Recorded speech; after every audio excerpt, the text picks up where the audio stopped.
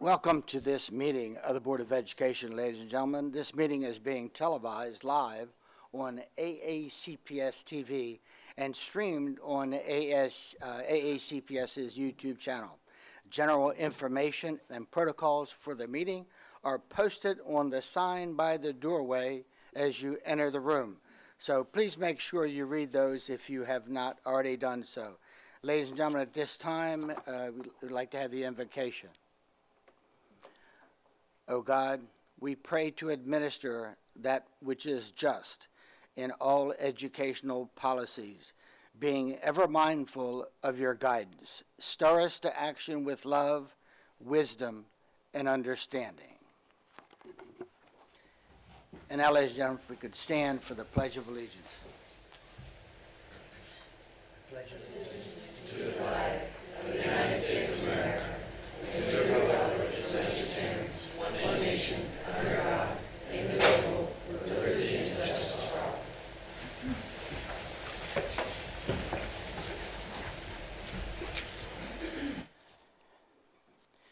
Ladies and gentlemen, before we move any further in our agenda today, I want to pause to recognize the passing of a giant in our school system and our county.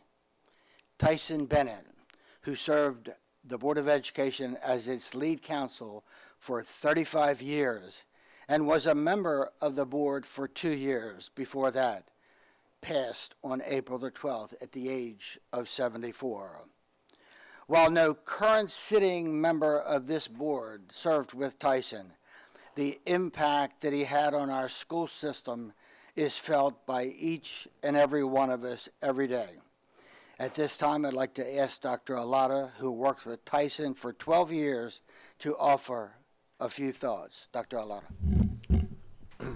Thank you, Mr. Silkworth, members of the board, those that have joined us. I'm delighted and appreciative of the opportunity to speak of Tyson. Truly, as you said, Mr. Silkworth, in your introductory remarks, a giant in his field, certainly not just among us here in Anne Arundel County and how well he served boards for decades, but in the world of educational law here throughout the state of Maryland. He truly has been a giant, and his influence will carry for many, many years to come. There are so many things that I remember about this very gentle person, but for those of us that got to work elbow to elbow with him, particularly in areas of whether it was crafting a superintendent's contract, which he negotiated my first one here on behalf of the board many years ago, to writing policy and regulatory language. Mr. Bennett would always say, and for those that worked with him, he would always say, words matter. And he was very specific about having the right words in the right sentence and paragraph, in the right point in everything that he wrote. And so we would talk about may or shall is a big difference in that world. And we would have spirited debates about what that meant and the impact it would have on that language and ultimately whatever that policy or regulation or law was. But Tyson also meant not just in the written word that words matter, but in our spoken words. He was truly a gentle giant, but he was a gifted orator. He was a person who knew Robert's rules and running a meeting like no person I have ever met. But it was about words not only mattering in writing, but your verbal communication and how you interacted with people, and that your words as you spoke with people mattered. And those are things that I will forever remember about Tyson. Truly a giant in his field, and gave so much to Anne Arundel County as a board member, and for many decades serving boards of education year in and year out. He will certainly, certainly be missed. Thank you for the opportunity, Mr. Silkworth. Thank you, Dr. Alata. Ladies and gentlemen, please join us in a moment of silence in honor and memory of Tyson Bennett.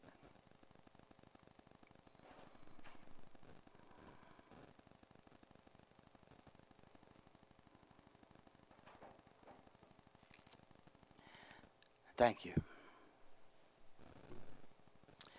Next on the agenda, we have item 2.03, approval of the minutes. Do I have a motion? Motion to approve last. Second. Consensus? We have consensus.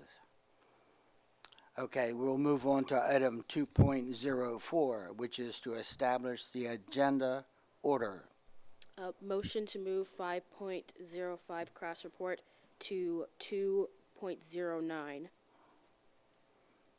Do I have a second? Second. Do we have consensus? We do. So we have moved the crash report to item 2.09. And next, we're going to move on with no. recognitions. Motion Motion to, to adopt the agenda as amended. Oh, second. okay. We have a motion to adopt the agenda in a second. Consensus? Okay. Thank you.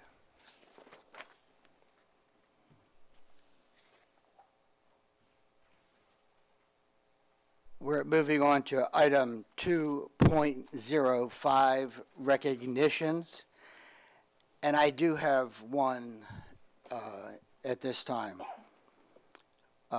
In 1986, former Defense Secretary Caspar Weinberger established the month of the military child as a Department of Defense-wide commemoration.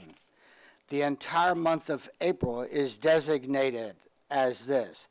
To kick off this designation, Anne Arundel County Public Schools hosted a panel discussion titled Growing Up Military on Tuesday, April 5, 2022. That presentation can still be viewed on AACPS's YouTube channel.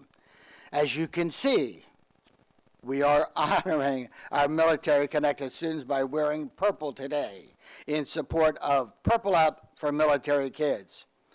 Purple Up for Military Kids is a day for Department of Defense education activity communities to wear purple to show support and thank military children for their strength and sacrifices.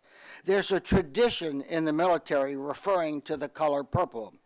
One use of the color involves the phrase purple suit, which can refer to a military activity or organization that includes civilians and/or multiple branches of the military.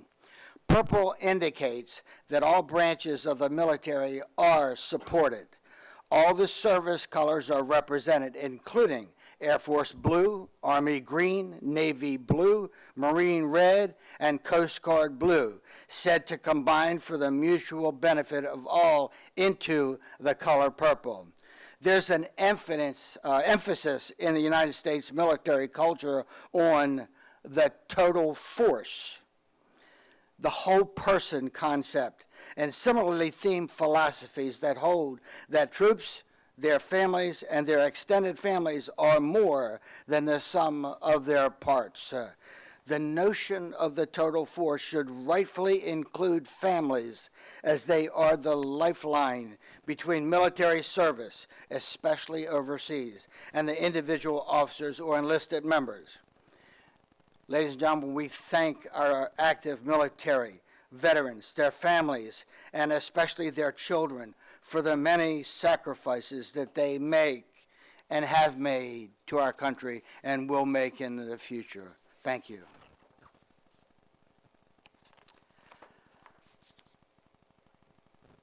I think we do have a light. Ms. Corcadell. Yeah, I just wanted to extend extra gratitude to Ms. Amasori and Ms. Dent in the help of preparation for the forum. The feedback I got was absolutely outstanding. And speaking everywhere from Mr. Jones all the way down to my families, a lot of them didn't have a chance to go live, so I know the number wasn't indicative of it got shared, it got spread across, and I just want to thank you for reaching out and so well representing our students. I think that's exactly what we all needed to hear, so we know how to move forward to build better for our military families who are such an integral part of our community. Thank you. Thank you, Ms. Crocodile. So next, we're going to move on to item 2.06, Educator of the Month.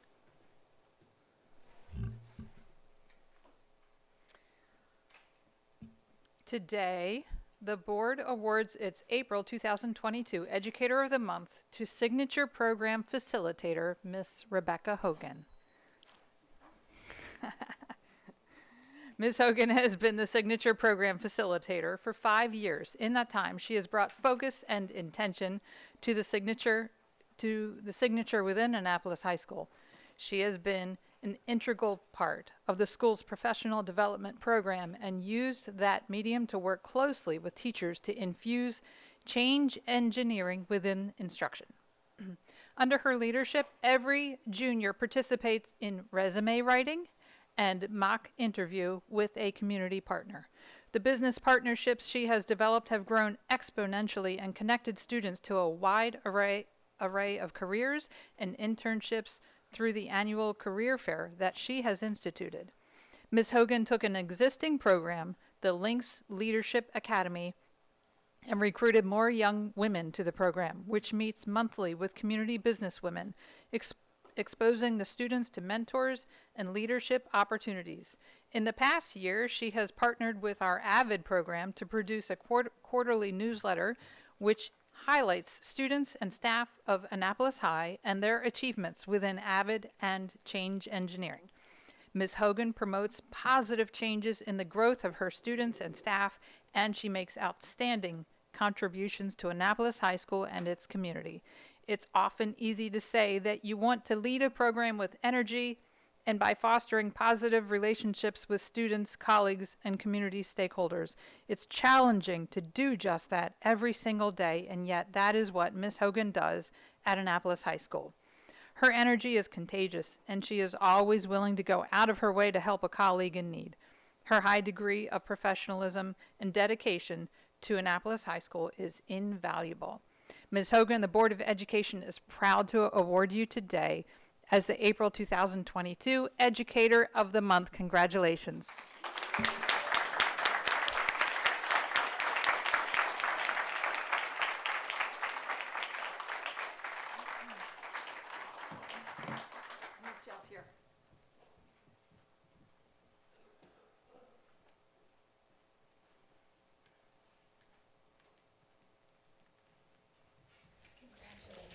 This is for you.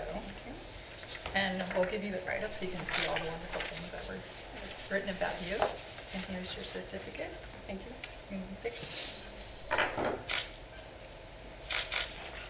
So why do you think you're here today? I found out at the last minute I was supposed to present during your remarks. Also, I'm off the hook. I can't wait for that. All right. And who is with you here today? Well, it started with the signature team and my principal, and then I see a whole bunch of people. Well, I want to tell you as a, 6 years now, proud Panther parent, I want to personally thank you for all that you do for our community. Thank you. And that's for you. Thank you. Congratulations.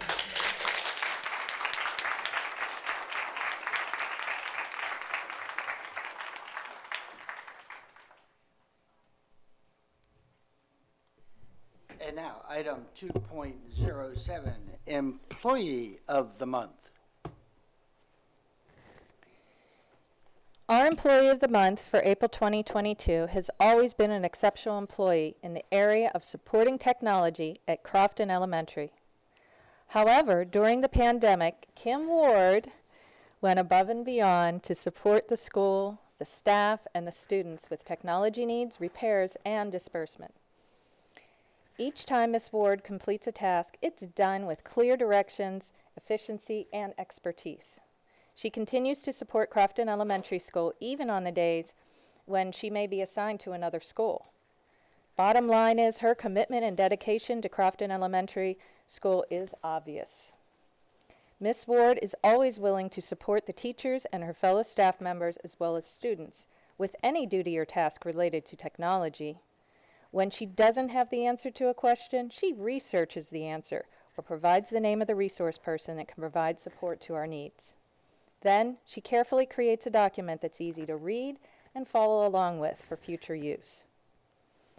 Ms. Ward contributes to the positive climate of Crofton Elementary School because the staff is so appreciative of her expertise and her willingness to support others. She follows AACPS protocols as well as supports the new ones for Crofton Elementary School in the area of technology with professionalism and tact. Deadlines are always completed in a timely manner, and written correspondences to staff or face-to-face interactions are always professional and very comprehensive. Kim Ward, thank you for all that you do for Anne Arundel County Public Schools. The Board of Education is honored to award you as the April 2022 Employee of the Month. Congratulations, and come on down.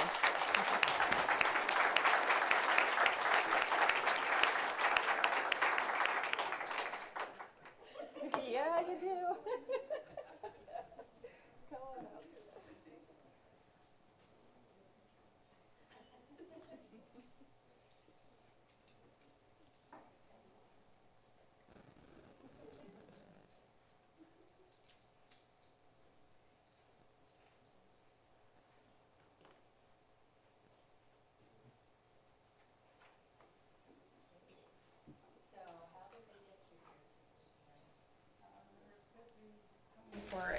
To receive a grant for some additional technology. Well, here's your grant. No, seriously, and on behalf of Crofton community, thank you for all you do, because when you support our schools, you support our community. And as the District 7 rep, I just got to tell you, you do an awesome job of that, and I'm very proud to have you in our school. Here's a certificate and speech certificate. Thank you so much. You're welcome.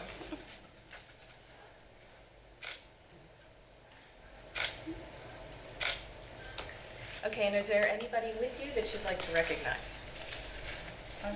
My principal, Mrs. Davis, she's awesome. Yes, she And, is. Yes, she is. And my support specialist is Erin Looney, and then I have team members over here from technology, Kim Olds and Bill Sturgill, and I saw some others this morning. So. Great team. But Congratulations. thank you all so much. And thank you for your work.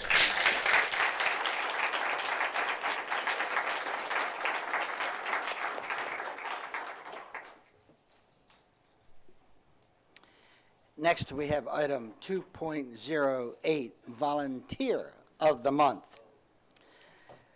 Henry Ford once said, "If everyone is moving forward together, then success takes care of itself." One of the many things that makes the work of our AACPS volunteers so powerful is their commitment to teamwork, their understanding that when we pool our time, talents, and energy, astonishing things can happen for the students that we serve. Today, we are here to celebrate a unique and dynamic group of volunteers who have embodied this idea and whose collaboration has allowed the students to continuously benefit from their hard work, even through the most challenging time. Old Mill Middle South's first Lego League team coaches, Mr. Jeffrey Gleason, Mr. Kenneth Belloc, Mr. Christoph Flaherty, who is represented, I think, this afternoon by his wife, Jen, and Mrs. Melody Kennedy. The Board of Education is proud to honor you as our April 2022 Volunteers of the Month. In March of 2020, when instruction and extracurriculars were severely curtailed by the pandemic, this energetic group of coaches went above and beyond. They used their combined expertise and creativity to keep students engaged, both virtually and when safe, during in-person Lego robotic sessions in garages, on porches, and at picnic pavilions. STEM Department Chair Mary Hartman shared, hours of time and effort were spent between the Kennedy and Gleason families organizing supply kits so that every member could have a loaner EV3 robot to play with and learn from at home. In total, Over a dozen kits were scavenged together, organized, and distributed to team members. In addition to holding virtual and in-person meetings, this dedicated team of coaches used marketing and recruitment techniques to attract members and additional coaches, breathing new life into this club, which Mr. and Mrs. Flaherty founded 8 years ago. Technology and engineering teacher John Kaiser shared, Jeff, Ken, Christophe, and Melody have dedicated their evenings and weekends to growing the Lego League for more than 3 years. We truly appreciate the community-based support and interest because their involvement reflects an investment in our students. Now, with over 16 student members and 2 coaches in training, the Lego League is an ongoing labor of love, whose legacy continues due to the efforts of this talented group of mentors we're here to celebrate today. According to Ms. Hartman, they have succeeded in creating a new normal for this club, and their passion for robotics and knowledge of coding is infectious. It is my honor and pleasure to have worked with a team of parent volunteers who are kind, caring, dedicated, and without whom our students would not get to experience the benefits of their professional knowledge, modeling of effective teamwork, and real-world applications of STEM concepts. This tenacious band of hardworking professionals, made up of a nurse, 2 programming engineers, and an electrical engineer, has exemplified the power of teamwork. They have given the priceless gift of time, shared their expertise, and opened an entire world of possibilities for the students of Old Mill Middle South's first Lego League team. Mr. Gleason, Mr. Belloc, Mr. Flaherty, Ms. Kennedy, would you please come forward? It is with great appreciation that we would like to present the Volunteer of the Month bell and certificates to you.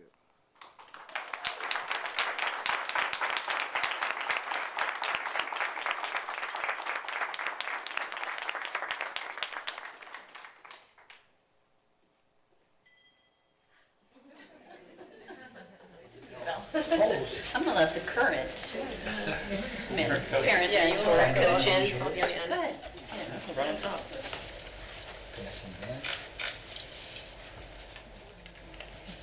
Thank you. So on behalf of the board, we clearly would like to thank volunteers.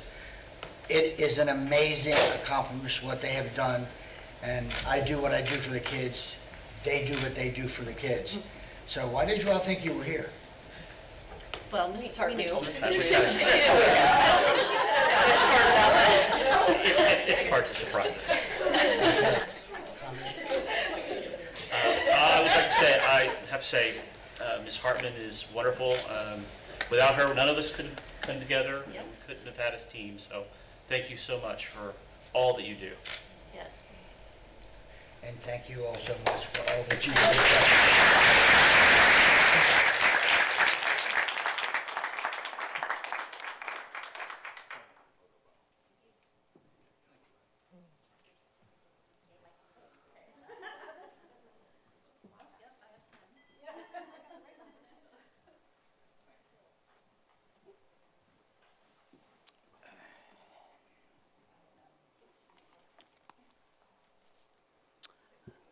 Okay, that will bring us to item 2.09, our crash report.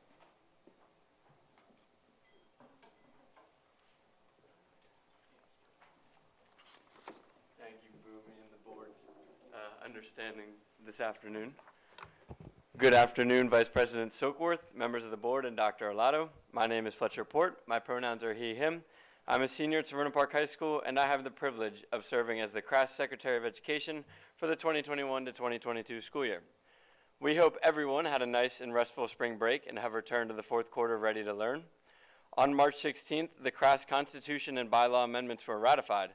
A huge thank you goes out to Brenton Mead, CRAS parliamentarian from Broadneck High School, for all his dedication and work on this lengthy process. In March, CRAS was excited to host a hybrid general meeting and hybrid exec team meeting. It was wonderful to see students face-to-face and start the return to in-person meetings. CRAS Outreach Coordinator Cameron Chariot led efforts to create an outreach video with information all about CRAS. That video has been sent out to SJs all across the county, and we hope to see many new faces attending the CRASC meetings over the coming weeks. High school voter drives wrapped up on March 31st, and we are pleased to announce that 254 students registered to vote and 145 took home applications to complete the form to give to the Board of Elections. A special thank you goes out to Miss Nicole Hill from the Anne Arundel County Board of Elections. She was a great partner in this process. At the April 6th CRASC General Meeting, CRASC parliamentarian Brenton Mead gave an amazing presentation about Parley Pro and CRASC. For students interested in this presentation and learning more about parliamentary procedure, they can go to the CRASC website and click on the Constitution Revisions tab on the left. This will take you to the Parliamentarian's Desk website. Let's Talk Justice completed the middle school book study of the This Book is Anti-Racist on March 28th. Look for information later this spring for an upcoming high school book study. Teen Advisory met on April 19th at Crofton High School. The team was excited to share great AACPS awesome news with Dr. Alato and tour the beautiful high school facilities. Thank you to Principal Furard and Teen Advisory members Hala Malik and Chase Nestor for hosting the team. The Maryland Association of Student Councils will be hosting the second part to its convention on Saturday, April 30th at Richard Montgomery High School. CRASC will be sending representatives who will engage in team building, network activities, workshops, and hear from a renowned keynote speaker, Miss Lori Hayes. CRASC is very excited to announce the SMOB finalists, Jaden Ferris of South River High School, Oscar Fuentes from Northeast High School, and Zachary McGrath from Severna Park High School. The debate will take place tomorrow at 6 p.m. here in the boardroom. Students are invited to attend in person to both watch the debate and then interact with candidates afterwards. Can't attend in person? The event will be live streamed on the AACPS YouTube channel and on AACPS TV. It will be moderated by the fabulous CRASC Secretary of Education. Good luck to all of our candidates. Finally, I would be remiss if I did not mention the amazing Growing Up Military panel discussion on April 5th. I was in attendance, and hearing the challenges that military-connected students face was enlightening. Ms. Bonice, Ms. Boone, Mrs. Love, Mr. Voglin, and Lieutenant Surfass also provided invaluable information. Ms. Amisori was an incredible moderator too. If you didn't catch it, it can be viewed on the AACPS YouTube channel. We wish everyone an easy return and great start to the fourth quarter. For a schedule of CRASC and Let's Talk Justice events, please visit their respective websites. Thank you for allowing me to give you an update about what's been happening in CRASC. Thank you. Thank you, Fletcher, for the update. And for those, whether you're a student or a parent of a student or just a community member, please watch the SMOB debates that will be held tomorrow at 6 o'clock.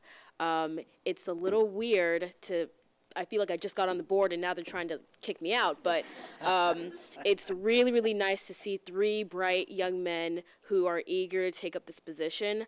And just knowing all the people who are running this year, I know that although I won't be here, which is direly unfortunate, Anne Arundel County will be in great hands no matter who wins. So I think the debate will be really great.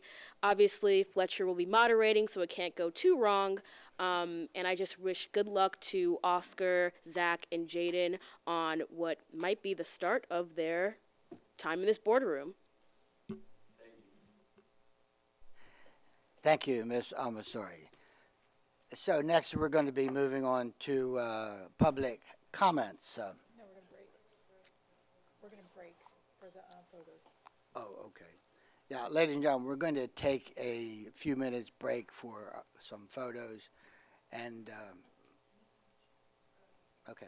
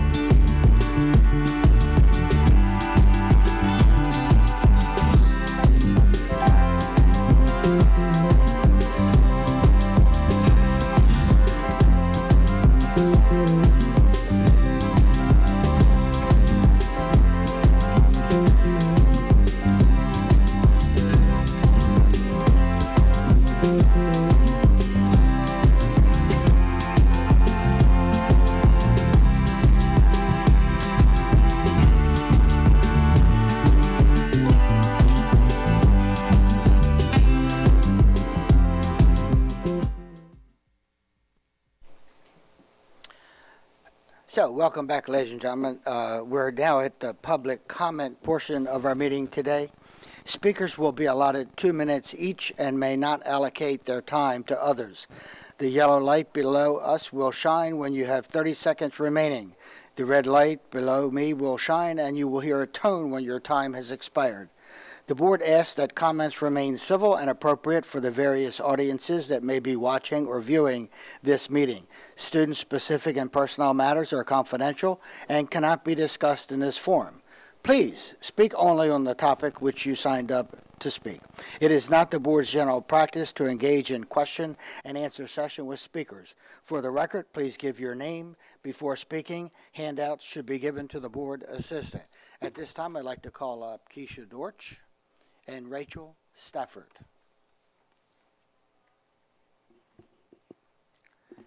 And Keisha will be speaking first on item 4.01. Good afternoon. Good afternoon, Vice President, members of the board, Dr. Alato. My name is Dr. Keisha Dortch, and I'm the parent of 2 Anne Arundel County Public Schools elementary school children. My children have amazing teachers who genuinely embrace the business of teaching and learning. However, it is not enough to ensure that they are learning in an environment that is entrenched in diversity, equity, and inclusion, which is a part of social-emotional learning. This year, my children encountered implicit and explicit racially biased experiences. If this happened to them, it is happening to other children across AACPS. Are you interested or committed to providing conducive learning environments that embody DEI? According to the FY23 operating capital budget, there is a request for 1 social-emotional learning and wellness teacher specialist to service all of AACPS. The budget explicitly states that currently, schools are provided with curriculum materials on social-emotional learning and wellness, but they are not provided with the appropriate professional development and training support, as well as support with consistent implementation, which means that system-wide, AACPS is not meeting the SEL needs of all of its students. Not only do the teachers need PD on SEL curriculum, but they also need to benefit from PD on DEI on an ongoing basis and not as needed to pacify parents when there is an issue. When an expectation is set by leadership and is monitored, it gets done. Are you merely interested in checking a DEI box or committed to moving beyond compliance to actionable results? All of our children deserve the best from Anne Arundel County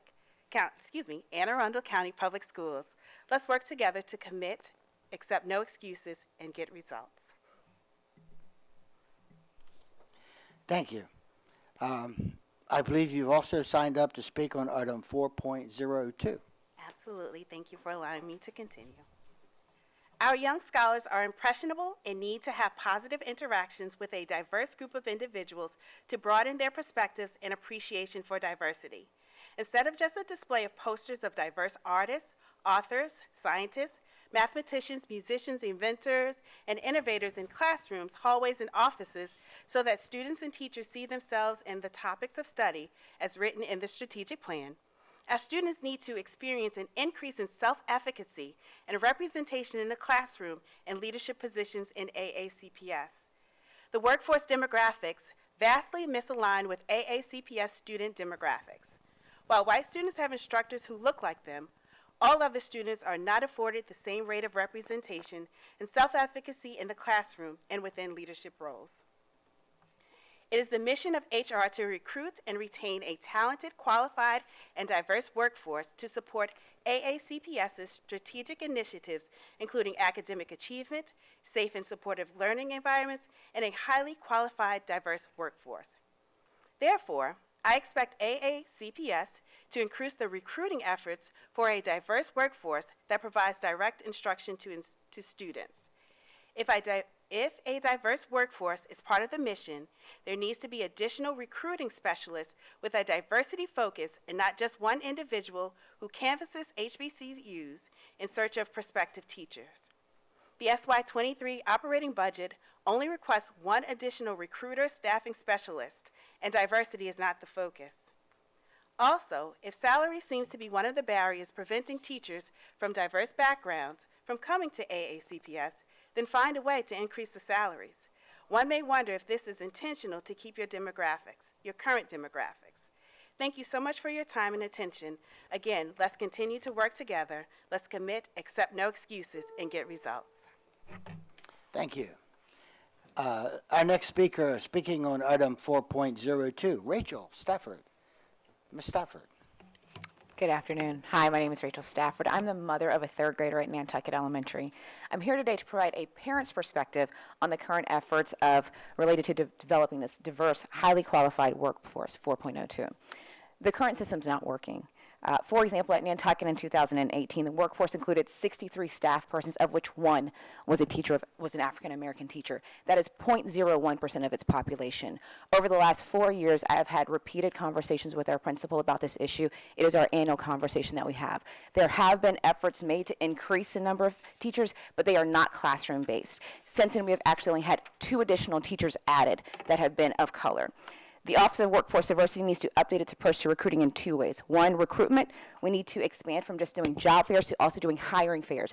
Job fairs, as you may know, are kind of meet and greet. Candidates may or may not be qualified. They may or may not be looking at an open position. We need to also add hiring fairs in which they are actually candidates looking at open positions where they are being qualified and vetted, and that when the principals talk to them, they can actually then hire them. 2, principals, I'm going to push you on this. They need to be given a rubric. The reality is that principals, when they're walking into these spaces, the feedback I just heard in March was, Ms. Stafford, I went to the diversity fair, but I didn't find any qualified candidates. When I spoke with the Office of Diversity Workforce, I asked, is there a rubric that principals have to use? And I was told no. So the reality is that as long as we continue to give our principals a level of autonomy that they're given to make these decisions, we're going to continue to have the workforce that we have, which is not representative of the students that are based in AACPS. So I'm requesting that the Office of Workforce Diversity be given the authority to, in fact, create a rubric that principals use. It can be done with their input to, in fact, to take out some of the objectivity in this hiring so that AACPS can actually increase the numbers and get the diverse workforce that we claim we want to have. Thank you, Ms. Stafford. You've also signed up to speak on item 5.02, Superintendent Search Committee report. I have. Because we say that the Office of Workforce Diversity is important, we have given it a landing page. We have hired a person to do this. The reality is that I do recommend that this board take under consideration having our new superintendent elevated to a cabinet level position. The reality is that, yes, if you ever look at the org chart, the Office of Workforce Diversity is actually within the HR department underneath several other layers.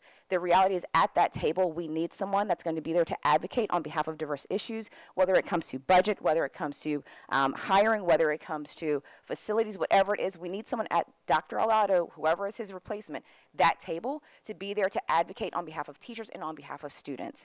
And so as we continue to talk about this and we say that it's important, this should definitely be an area that we probe with the new superintendent to see that if this is a value for him or her, and if this is something that they will take under advisement.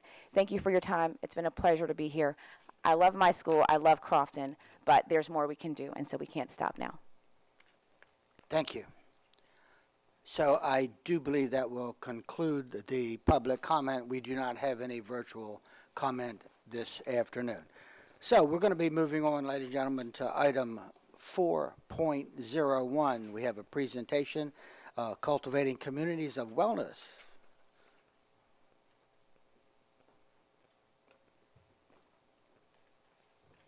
Dr. Alado. Thank you, Mr. Stokeworth. As the team assembles, each and every year we're delighted to bring you some updates and information in the areas of wellness for our students and staff. And so I'll turn it over to Ms. Rissy for introductions of her team and to get started. Thank you. Good afternoon. Vice President Silkworth, Dr. Arlotto, and members of the board. For the record, my name is Jody Rissy. And I'm Christiana Walsh. And we are the co-chairs of the AACPS Wellness Council. Woo! Today, Ryan Vogelin, the Director of Student Services, will share information about the implementation of social-emotional learning and the wellness instruction, all embedded within Anne Arundel County Public Schools. Thank you, Jody and Christiana, members of the board, and Dr. Arlotto. I appreciate this opportunity to highlight social-emotional learning and wellness instruction in AACPS. When we examine the wellness wheel, social-emotional learning and wellness instruction falls under the area of social and emotional climate. The social and emotional climate of a school and the social and emotional learning skills that students gain are essential to their academic development and college and career journey. Anne Arundel County Public Schools embarked on the journey of social emotional learning and wellness instruction during the 2017-18 school year, when the middle school advisory schedule embedded social emotional learning lessons and community building circles into their curriculum. During the 2018-19 school year, 10 elementary schools piloted the Second Step Elementary Social Emotional Learning curriculum. Due to the success of this pilot, social emotional learning instruction was expanded to all elementary schools starting in the 2020-21 school year. As students engaged in virtual learning during the 2020-21 school year, AACPS developed a partnership with the Johns Hopkins University School of Public Health to create a community wellness curriculum for all high school students. High school students have continued to engage in these wellness sessions as they have moved back to in-person learning during the 21-22 school year. Before we explore what social emotional learning wellness instruction looks like in AACPS schools, we need to understand what social emotional learning is. What is social emotional learning? And why does it matter? Social emotional learning is the process through which all young people and adults acquire and apply the knowledge, skills, and attitudes to develop healthy identities, manage emotions, and achieve personal and collective goals, feel and show empathy for others, establish and maintain supportive relationships, and make responsible and caring decisions. This is the definition of social emotional learning created by the CASEL organization. On the screen, you'll see the CASEL wheel. It shows the 5 components of social and emotional learning: self-awareness, self-management, responsible decision-making, relationship skills, and social awareness. Now that we have an understanding of what social emotional learning and wellness instruction is, we also need to have an understanding of why it matters. So why does social emotional learning matter? When you come to school, you likely don't question why you have to attend math class or English class. We recognize that these are skills we need to develop and strengthen to be effective in our society. But how can you develop and strengthen those skills if you don't feel well? Research shows that students with stronger SEL skills have better academic achievement. Importantly, they are more connected to peers, their schools, and communities. They also have more positive feelings about themselves. This positive impact helps students feel more college and career ready and to experience greater success in adulthood. So the AACPS Community Wellness Block is composed of 2 major components. The first component is social emotional learning, which focuses on learning the 5 elements of the CASEL wheel, which were just described. The second component is community building circles, which is a group discussion process used as an opportunity for students to build community in the classroom.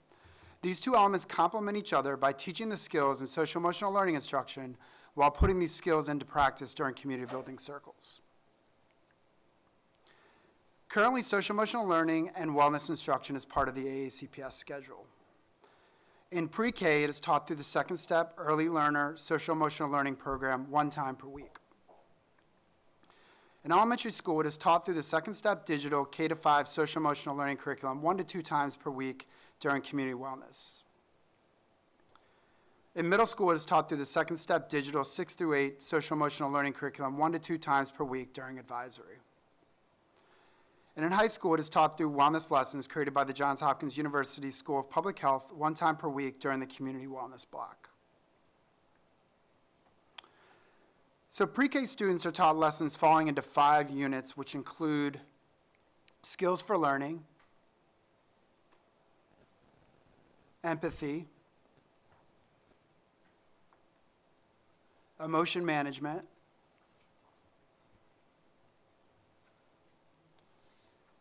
friendship skills and problem solving,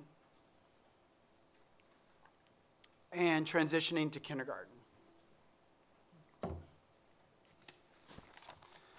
The lesson format for the early learner curriculum is very simple, and teachers use large scripted cards with a picture on the front and the lesson activities spelled out on the back. The lesson plan allows the students to engage in activities such as role-playing, game playing, and class discussion. Teachers use puppets and songs to engage the early learners, and there's the option of a home link to share information that the students have learned with their parents and guardians. Angie Fox Antoniak, school social worker at Ruth Eason, has been implementing the Second Step Early Learner Social Emotional Learning curriculum with pre-K students this school year. She's going to provide you with her thoughts on the impact of this curriculum on the students that she teaches. My name is Angie Fox Antoniak, and I am a school social worker, and I work at Ruth Eason 1 day a week, and I am at Marley Glen 4 days a week. So my role at Ruth Eason is kind of specialized because I really focus on the social emotional learning. And one of the best things about our social emotional learning in Second Step actually is I can differentiate based on the child in front of me. You know, I don't do a blanket group for all kids of one ability. I really get to change it up, which I think makes it a lot more fun. Every week we have great lessons, different goals from Second Step.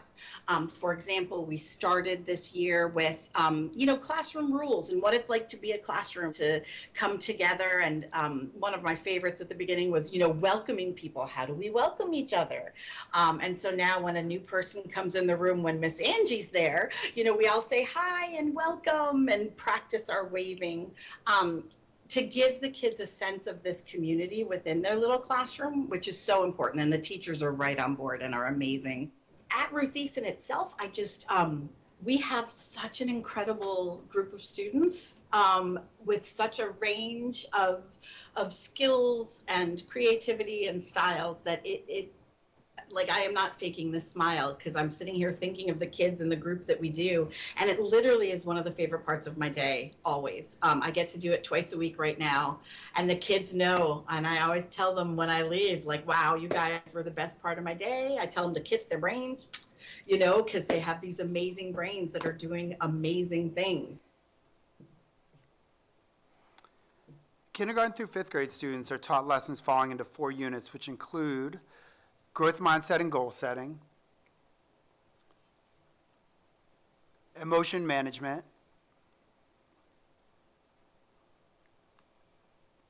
empathy and kindness, and problem solving.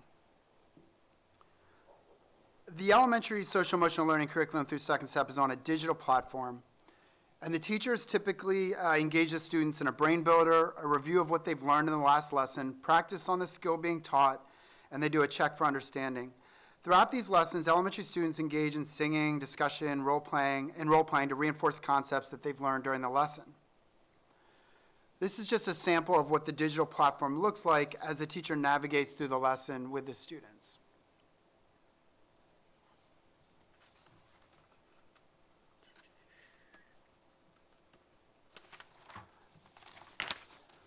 Hilltop Elementary School has been implementing the Second Step social emotional learning curriculum since the 2018-19 school year, and this is a snapshot of their experiences from the viewpoint of the school counselor, teachers, and students.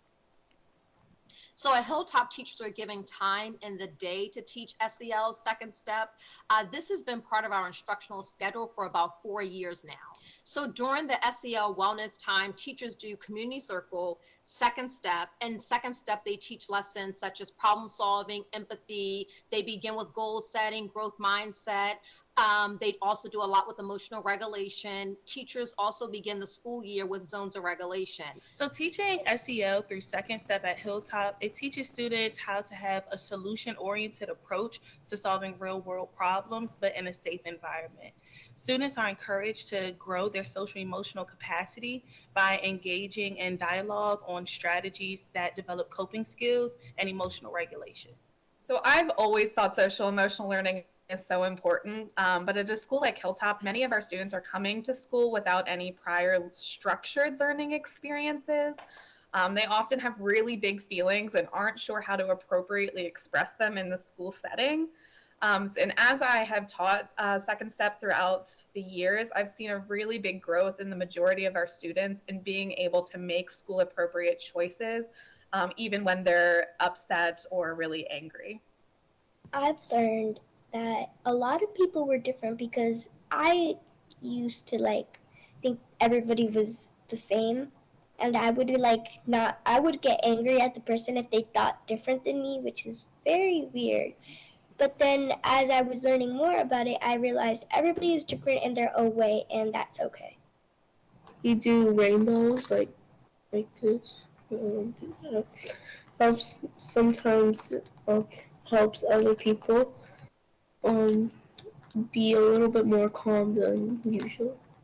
It's helped our classroom more calm because before we actually started doing second step, our classroom was loud and a lot of people were getting into arguments with each other. And then now with second step, and especially talking to other people, that is one of the most important ones that we have been doing to calm down. We learn how to calm ourselves down, and we also learn how to show kindness to people and know how they're feeling. We learn how to make friends by helping them and being kind to them. Well, I've seen a big increase this year in my students' abilities to recognize not only their own emotions, but the feelings of others as well. So when they know how the people around them are feeling, they're able to interact with them in more appropriate ways. They check on their friends when they're feeling upset. They offer help to those who are feeling frustrated, or sometimes they simply just back away when they see someone is very upset, right? So I've seen a lot better interpersonal skills with my students. The middle school social emotional learning curriculum through Second Step is also on a digital platform. The teachers typically engage the students, I skipped a slide. The middle school students are taught lessons falling into four units, which include mindsets and goals, recognizing bullying and harassment, thoughts, emotions, and decisions, and managing relationships and social conflict. And as I said, the middle school social emotional learning curriculum through Second Step is also on a digital platform. The teachers typically engage the students in a warm-up, a review of what they learned in the last lesson, an understanding of what they will be learning during the current lesson. They practice on the skill being taught, they have a discussion, and they do a wrap-up. Throughout these lessons, middle school students engage in discussion and role-playing to reinforce concepts. This is a sample of what the digital platform looks like as the teacher navigates through the lessons with the students. And this platform is very similar to the elementary platform, so students are used to the format as they transition from elementary to middle school. Marley Middle School has been implementing the Second Step social emotional learning curriculum since the 2017-18 school year, and this is a snapshot from the viewpoint of a sixth grade student. Hi, my name is Ben, and I go to Marley Middle. And I'm a sixth grader. So for Second Step, we talk about like how you would feel in the other person's shoes, maybe, and how to be like an upstander, not a bystander, and how to help a victim. Maybe like your best friend is bullying someone. How to stop them, and maybe if a bully is just some random person, how to support the victim, maybe how to stop the bullying, maybe tell a teacher. I like how we discuss serious topics, but with a good demeanor. And, you get to share maybe your experiences, like supporting someone, telling a teacher, you being bullied, but standing up to it, maybe standing up to a bully, stopping them, talking about it with a teacher. Even though bullying is a big problem everywhere, not just this school, but just other schools in general, it is helping. Like Second Step is helping because I've seen less and less people being mean. Actually, someone that was picking on me, he's not picking on me anymore. He's being more nice, and we recently went on a field trip. We settled things. We talked about how we could do this and that better. And it helps a lot. During the 2021-22 school year, high school students have been engaging in a scope and sequence during the community wellness block. That has included lessons on building community, success in high school, goal setting, physical wellness, exploring identity, and healthy communication and relationships.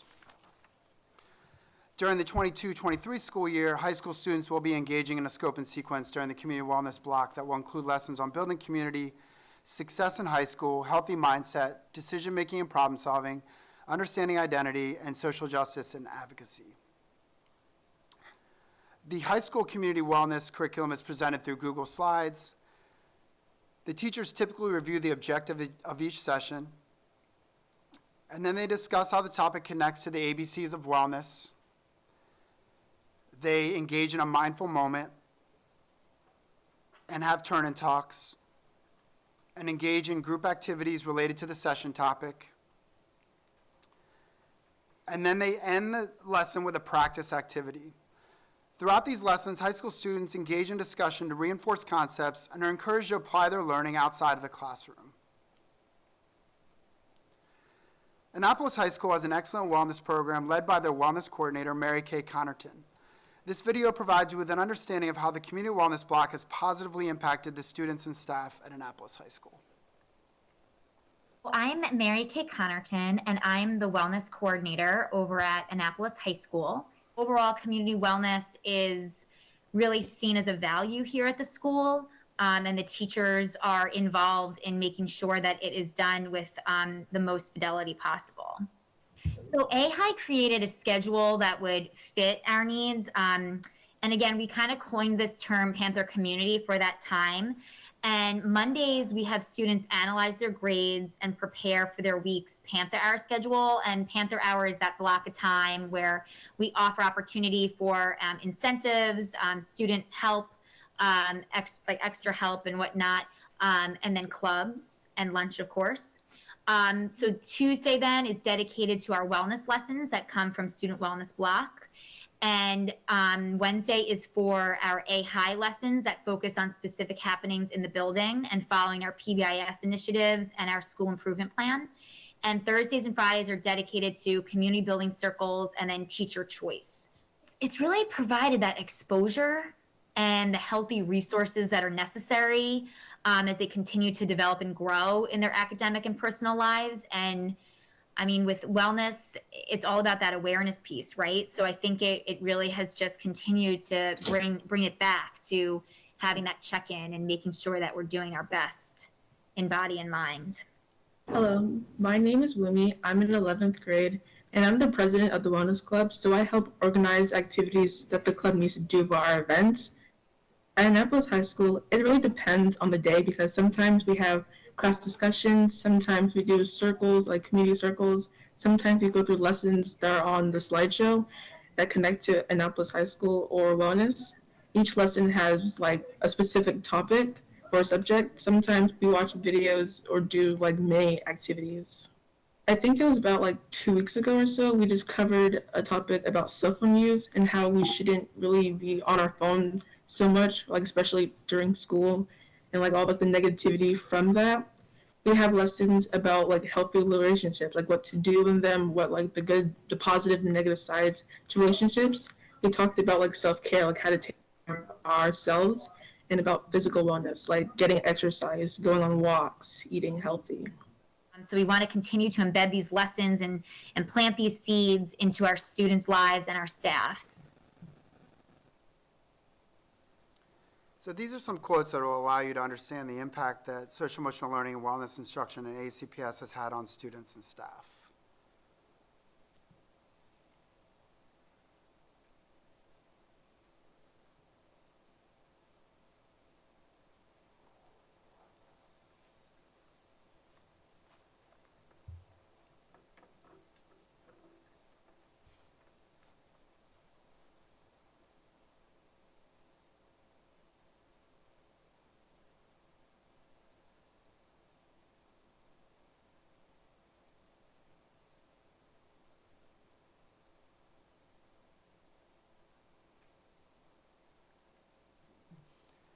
The schools that I have highlighted today are at a high level of implementation and are engaging their school communities on a journey of wellness. Each one of our ACPS schools is on a different part of that journey of implementation of social emotional learning and wellness instruction, and we will continue to collaborate with these schools to support them on this path. On behalf of the AACPS Wellness Council, we thank Dr. Olato for his continued support. We also thank Monique Jackson for her vision and leadership. It is evident that Anne Arundel County is not only leading the state, but the nation in wellness initiatives. We truly are better together in health and wellness. We thank you. And thank you. I can tell you that, yes, well deserved. I can tell you that the enthusiasm that you all show can be contagious. I would love to have been involved working with you all. Absolutely awesome. So, my colleagues, I'm looking to see if you have any comments or questions. Mrs. Corkadell? Thank you, Vice President Silkworth. I just want to say thank you, guys. I got a little mini confession. I was at the Wellness Committee when they were pulling together some of the slides, so I didn't see the whole thing, but I did get a chance to see some of the videos, and so I've been looking forward to it since, and awesome work. I just want to say that, you know, it takes a whole community. We can do a lot as a school system, but we're going to need the whole community to really do the repair work that this pandemic and all of the side consequences that have just heaped on to us. And we were in need to begin with. So you guys are on the front lines, and I consider you guys are one of our best resources to get the job done. And I know we're going to do it together. But it's going to definitely take the whole village and our parents' engagement and everything else. So I know you guys always have new things on the horizon. And so I look forward to them as well as the great work that you're doing. Thank you so very much. Thank you, Ms. Corkadell. Ms. Amasori? So I really loved everything that I heard, especially the young man from Marley Middle. I mean, he spoke way better than I ever did in 6th grade. And the words and the things that he was saying is really like textbook what this is about. It's about changing those attitudes that may form itself into malice and into poor relationship building and turning it on its head. And so I'm really happy to see from the students that that is working as planned. I do have a question in regards to high school because you all talked about community wellness, and just as a high schooler, I know that community wellness on paper, it seems really well, it seems like it should work properly, but sometimes the lessons don't get taught. Sometimes students just don't participate. And so I'm wondering, especially someone as well as a lot of other seniors who don't come to school for the full day. You know, some seniors, they come in the afternoon, so they never do community wellness. Where throughout all areas of the day, the morning, the afternoon, can we still get those social, emotional learning initiatives for our high school students who don't necessarily get to engage community wellness as was planned? I mean, I think wellness is embedded throughout the day and infused within different curriculum areas, content areas. What I described today was more of our standalone wellness instruction.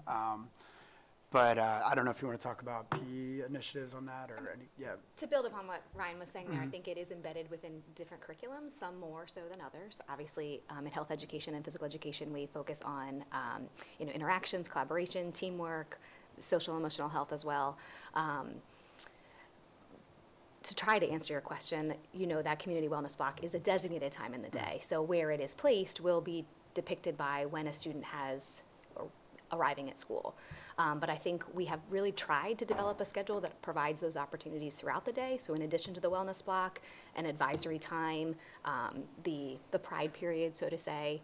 But we do pose a challenge when we have seniors who are not here the entire day. So I want to take your suggestion, your question back to the council and to the people who kind of create our schedules and maybe see if there are some additional places we could place it. Thank you, Ms. Amasori. Ms. Ellis? Thank you. I'll cover it in my notes. Thank you for the presentation. I have to echo the young man at Marley Middle. So one of my questions always on this topic is how effective and successful can we be with an academic approach to social emotional learning. So it is encouraging to hear like a story like this young man shared of someone who was giving him some trouble and that situation improved. So I'm really happy to hear that. I do, first of all, this topic, I mean, social emotional skills, I think I think there's research to indicate that they're more predictive than academic success for future success for students. So it's extremely important that we do graduate healthy young adults. So I do appreciate that we're making so much effort in this area. Just knowing through conversation, many conversations, I do share Ms. Omasori's concerns. I feel, so my own high school students as an example, and I have talked to others, but my high school students, they used to have this acting coach that they would go to, and they would have a weekly class with her, and it's in banded age groups, and here we are paying for these classes, and they spent half of the class every week just sort of checking in and telling stories about how their week went, what's on their mind. At the high school level, particularly, I feel like a less formal approach is probably a more effective approach as far as just giving students the time and the space to just talk without too much structure. So I don't know what that would look like in our public high schools, but I just wanted to bring that up. Again, I appreciate all the effort that's going into this extremely important area, and I'm really happy to hear some of these really positive stories. But and again, I don't know where to go with that. It's just my own observations, and I just wanted to kind of put it out there. And if anyone has anything to remark on, I'm happy to, Yeah, I think within those lessons that we have, there are opportunities for discussion and prompts, and I agree with you. I think the best examples of those sessions are when the kids lead the conversation and have those organic conversations. And so it does look different in every classroom. I think teachers are really important in terms of facilitating that. Yeah. So, and I think Annapolis is a great example where you have a dedicated person who's a wellness coordinator who's also able to check in with those teachers, support them with their training and of implementation. So I agree. I think the discussion, that organic discussion is highly important because that's where they learn from each other. And that was a point I was going to bring up too. I mean, it takes a certain, not just skill and training, but there's some innate abilities, I think, in some people to be able to connect and facilitate those kinds of discussions. So I agree. There's probably some classrooms where it's remarkable, and then others, that where students just don't feel compelled to participate. But yeah, it's just a conversation. But I really appreciate it. And we've had examples where teachers have empowered kids to lead some of these discussions, and those are really when it's impactful. So, yeah. Thank you. Ms. Jackson? No, Mr. Vogelin took the words right out of my mouth, so thank you so much. Great team. Thank you. Ms. Frank? Thank you. Are any of these initiatives opt-in initiatives, or are these all sort of part of the structure that you have established within the schools? What I described today were just part of the structures within the schools. Okay. And if they're K through 8 is focused on this 1 to 2 times a week, how much time during the week would that be? It's about 20 minutes per session, 20 to 25 minutes. Okay. I, of course, have a slightly different perspective on this than my colleagues. As a parent, when I hear things like emotion management and managing relationships, it certainly makes me a little wary. I feel like those are certainly things that parents are responsible for. So I would say, what is the outline that you would provide to people who are engaging in this with children to make sure that there are very well-established roles for what a teacher and what a parent's role in this development of a child would be? Do we have some sort of very defined piece of that? I'm not sure I understand the question. Can you? So for the record, Monique Jackson, Deputy Superintendent for Student and School Support. So as Mr. Vogelin alluded to earlier, there is a script for the Second Step program. You alluded to the fact that it's something that parents teach their students, and I absolutely 100% agree. We also know that there are some parents who don't. And when we talk about making sure that bullying is eradicated, this is one of the ways in which we do that. Also, and I'm sure that everyone does this as well, you know, I'm very fortunate that I have a student at each grade level, and so I can talk to them about the implementation of this. And I'm going to use a story from one of my children. I have a soccer player, and he used to get very upset on the soccer field when he would shoot at the goal and miss. And one day he said, you know, in Second Step, Mommy, we learned about anger. And I'm not going to get angry anymore. I'm going to breathe better when I'm on the soccer field. Now, I've taught him about being angry and things like that, but it's nice to have it reiterated so that students can transfer those skills from school to home and other places in which they interact. And they're speaking the same language. I appreciate that, Ms. Jackson. Thank you. Ms. Shaha. You finished? I just wanted to say thank you for your presentation and thank you for everything you do for our, 84,000 students. I have an elementary school child. She speaks about her lessons as well in a very positive way. And, with so much, we're still very much in recovery. I don't believe that we're anywhere, in terms of the pandemic, I don't believe we're anywhere near where we need to be with our students, and a lot of that is just simply getting out from under the last 2 years mentally and emotionally. And so I place a lot of value on the social emotional programs and Second Step, and I'm just really grateful that it's part of our curriculum, so thank you. Thank you, Ms. Schalheim. And seeing no other lights, I do have a few comments. Having been involved in the wellness program at the high school level, I made a few notes. Wellness must be embedded in the learning process. As a teacher, that was totally key to me. Wellness is about awareness. Second Step is helping. And I think that was from a student. So we know it's working. Better interpersonal skills. We learned how to calm ourselves down, show kindness. Everyone believes what they believe, and that's okay. Differentiate based on children in front of me. So for me, as a teacher, it's always been about relationships. When it came to the wellness block, I will be very honest with you.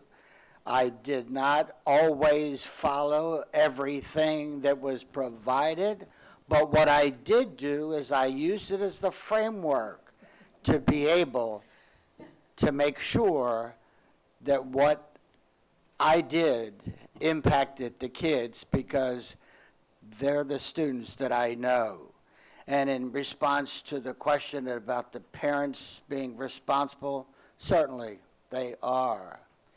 But in the real world in which I taught, there are parents, for whatever reason, it's not a blame game, parents who are absent, and our children need us to step in.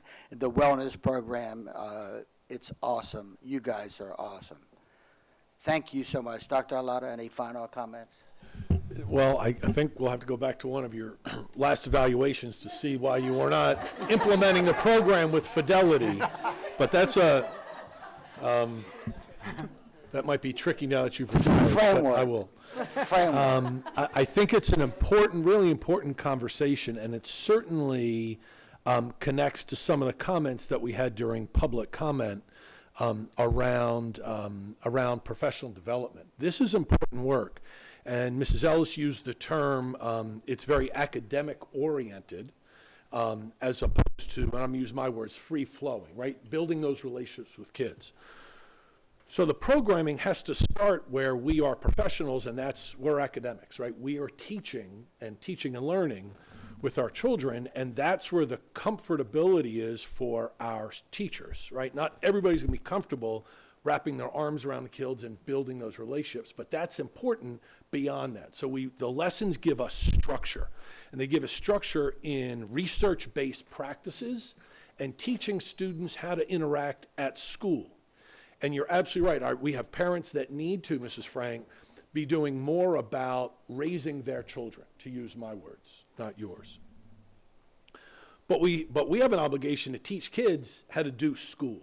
And certainly in this time, as Mrs. Schalheim referenced, we've been away from school for so long as a result of the pandemic.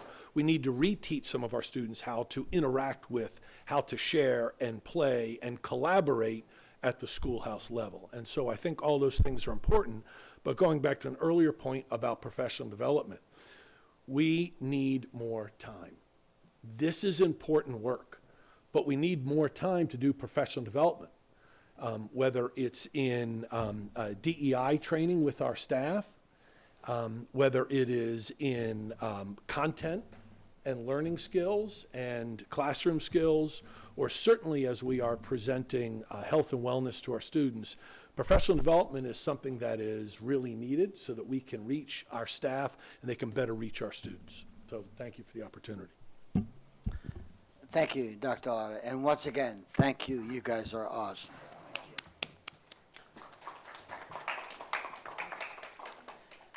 So we're going to be moving on to our next presentation, item 4.02, workforce diversity. Thank you, Mr. Silkworth, members of the board. As the team assembles and they'll get ready to introduce themselves, we are delighted each and every year to bring you some data and information regarding our goal to increase our workforce diversity. So I'll leave it to Ms. Cutchess. Good afternoon, Vice President Silkworth, Dr. Arlato, members of the board. I'm Jessica Cutchess, Executive Director of Human Resources. Presenting with me today is Ms. Sue Chittum, Senior Manager for Human Capital, and Ms. Shanika McKenzie, Workforce Diversity Specialist. Thank you for this opportunity to share a review of the Anne Arundel County Public Schools hiring and retention data and practices.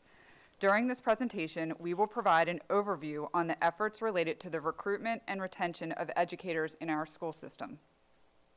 AACPS continues to strive to build a workforce that is reflective of the students we serve. This task has proved to be increasingly challenging due to the lack of available candidates in all areas. Prior to the pandemic, there was already a nationally recognized teacher shortage. Unfortunately, the global pandemic has further exacerbated the shortage and has affected all industries across the nation. In 2021, approximately 47 million workers left their jobs amid the Great Resignation. Many factors have led to the record-breaking number of people quitting, including ongoing health concerns, desire for more job flexibility, and switching jobs to take advantage of a strong candidates market. In addition, the number of college students pursuing teaching as a major continues to decline. According to a 2019 study by the Center for American Progress, enrollment in teacher prep programs has plummeted by more than a third since 2010, yielding as many as 340,000 fewer teachers.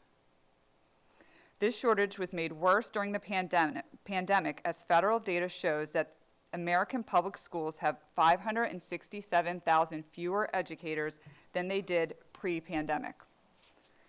The need to recruit and retain educators has become more crucial and more difficult than ever. According to a 2020 study published by the National Center of Educational Statistics, the teacher workforce remains overwhelmingly homogeneous. Nearly 79% of public school educators identify as Caucasian, 7% identify as African American, and 9% identify as Hispanic.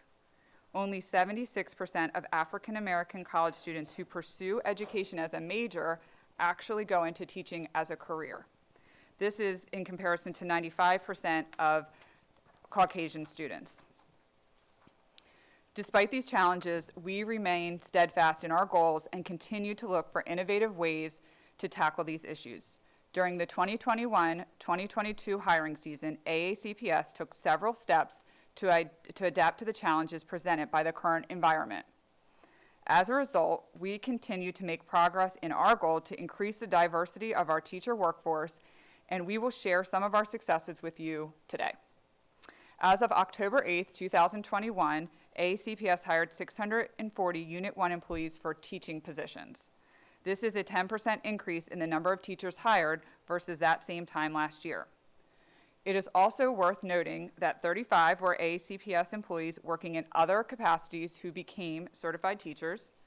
58% of our new hires completed their student teaching internships with AACPS, and 162 of our new hires were graduates of AACPS. The effects of the teacher shortage are evident in our increased hiring of conditionally certified teachers. This year, 30% of the new educators hired were conditionally certified. This figure represents AACPS's highest percentage of conditionally certified educators. The national, state, and local teacher shortage and our hiring of more conditionally certified teachers underscores the need to evolve our recruitment practices to attract high-quality candidates from both traditional and non-traditional pathways. We recognize the enrichment and benefits diversity brings to our students' educational experiences and have an unwavering value for our diversity within our district. So we are excited to report that nearly 25% of our new teachers are diverse and nearly 18% are male. This percentage of racially diverse educators is slightly less than our all-time high of 26.8%, which was reached during the previous school year. Considering the numerous challenges faced these past few years, this percentage is a testament to our continued focus on recruiting a diverse workforce. Now that I was able to share some context and background to our hiring season, Ms. Shanika McKenzie will discuss some of the efforts that contributed to our recruitment success. Good morning, good afternoon rather. As previously mentioned, the 2021-2022 hiring season was significantly impacted by the COVID-19 pandemic. In an effort to maintain social distancing, nearly all hiring events were held virtually. Virtual recruitment brought both opportunities and challenges. One of the positive features of virtual recruiting was that it allowed our recruiters to attend more events in different areas without worrying about the financial constraints associated with traditional travel. During the 2021-2022 hiring season, AACPS recruitment staff attended over 50 recruitment events, which included college and career fairs, statewide teacher job fairs, and military-focused hiring events. 25% of the events attended were diversity-focused job fairs or events at colleges and universities with higher proportions of students from underrepresented groups. Unfortunately, one of the biggest challenges to virtual recruitment is the lack of personal connection with candidates, which can be especially difficult when recruiting in other states. Unlike during in-person events, recruiters cannot proactively engage with candidates in attendance and must rely on the candidate to enter the virtual booth to begin a conversation. We continue to maintain strong partnerships with our local HBCUs, including Morgan State University, BOE State University, Howard University, and Delaware State University. Throughout the pandemic, AACPS has continued to host virtual information sessions with student teaching seminar classes and has been regularly invited to participate in professional development workshops for students on topics such as resume writing and mock interviewing skills. Despite our ongoing relationships, many of these universities have smaller teacher education programs and graduate significantly fewer students each semester than majority-serving institutions. higher starting salaries in neighboring districts competing for these same students also makes recruitment more difficult. In addition to our local HBCU partnerships, AACPS has attended recruitment events at HBCUs from across the country, including colleges and universities in Virginia, North Carolina, South Carolina, Alabama, Georgia, Florida, and Ohio.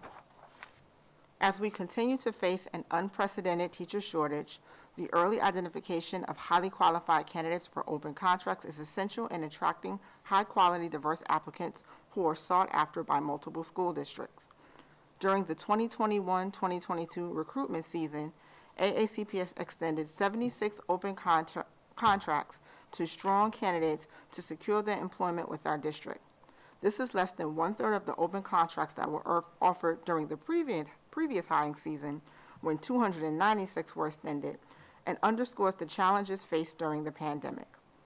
A reduction in the number of applicants, as well as uncertainty regarding the start of the school year, may have contributed to the limited number of open contracts extended. We continue to focus on top diverse applicants and high-performing student interns.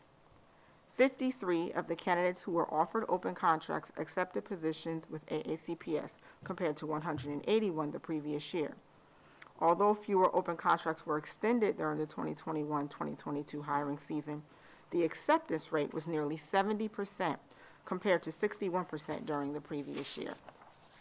Nearly 20% of teacher candidates who accepted our open contracts were diverse applicants, compared to 23% during the previous year.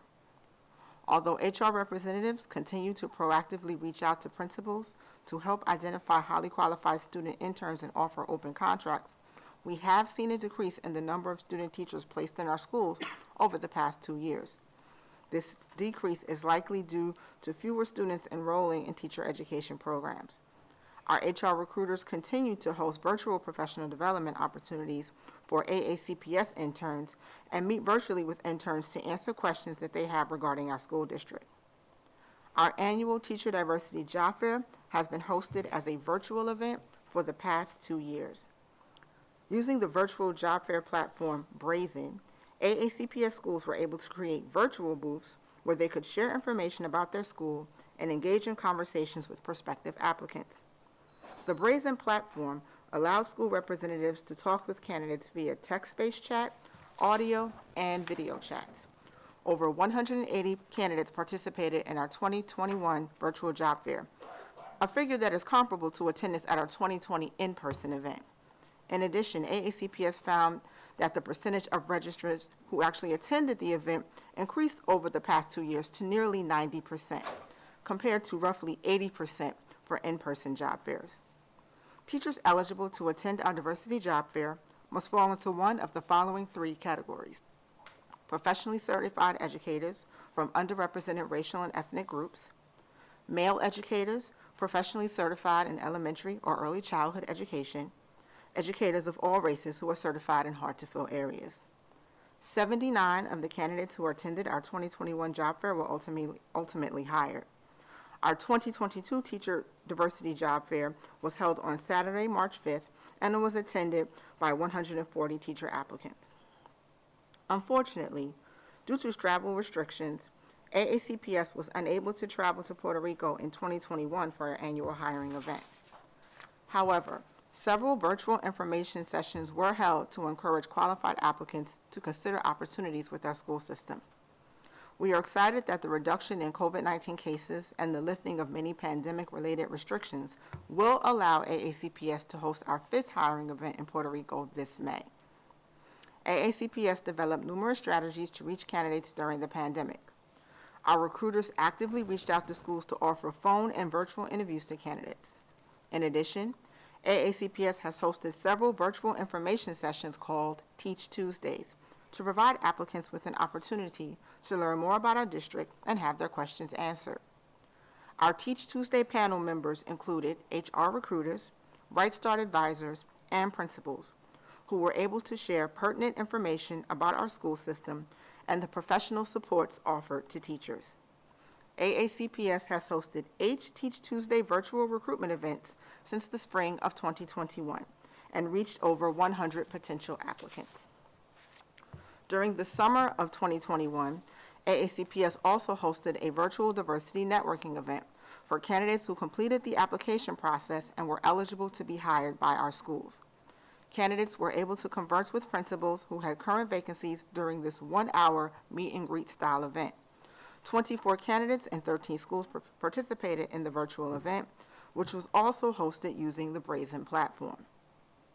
To ensure that our job opportunities reach a diverse audience, AACPS continues to partner with Diversity in Education, which is an online, diversity-focused education job board. All external AACPS teaching positions are pushed directly to this site. AACPS jobs are also posted on numerous job boards, including SchoolSpring, Indeed.com, and CareerBuilder. Finally, AACPS jobs are posted on Handshake, which is the largest online career community for students and recent grads. Handshake is used by colleges throughout the U.S. and allows AACPS job opportunities to be visible to students even when face-to-face recruitment is not feasible. AACPS continues to utilize social media to engage with potential applicants and meet the needs of an ever-changing workforce demographic. We are continuing to build our following on LinkedIn, as well as our jobs page on Instagram. Our AACPS jobs page provides job-related information, relevant content such as professional development tips, and enhanced engagement with our partner colleges and universities. We continue to provide job-related content on the school system's main Facebook page, such as information on upcoming job fairs and job announcements for hard-to-fill openings. The Communications Office has been an invaluable partner in creating and sharing information about employment opportunities. AACPS was featured in an article by the Capital Gazette regarding our desire to increase teacher diversity and highlighting our upcoming job fair. The Communications Office also created a video to help promote our virtual teacher diversity job fair, which was held in March. This recruitment video was shared on our main website, our YouTube page, and all of our social media accounts. Several colleges were tagged in our posts to encourage prospective applicants to register for this event. I am excited to share this video with you today.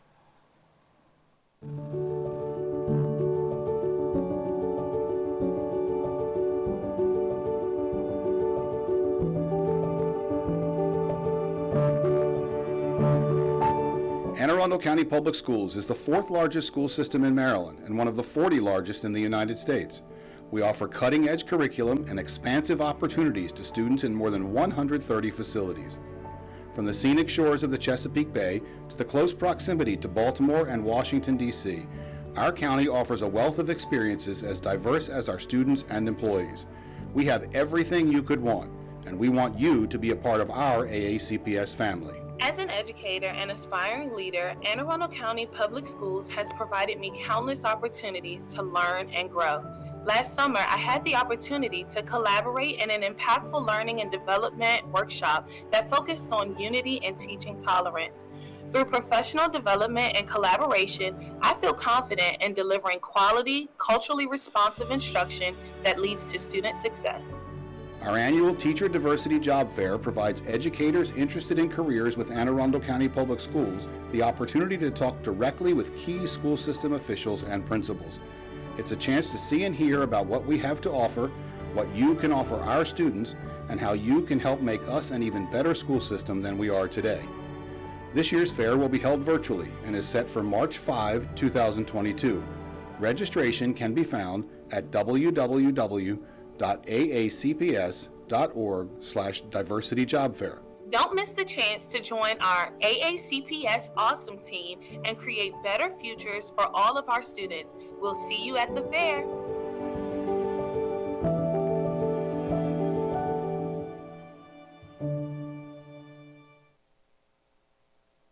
Finally, as the shortage of teacher candidates persists, we continue to host recruitment events designed to attract our career changers or others who may wish to consider a career in teaching.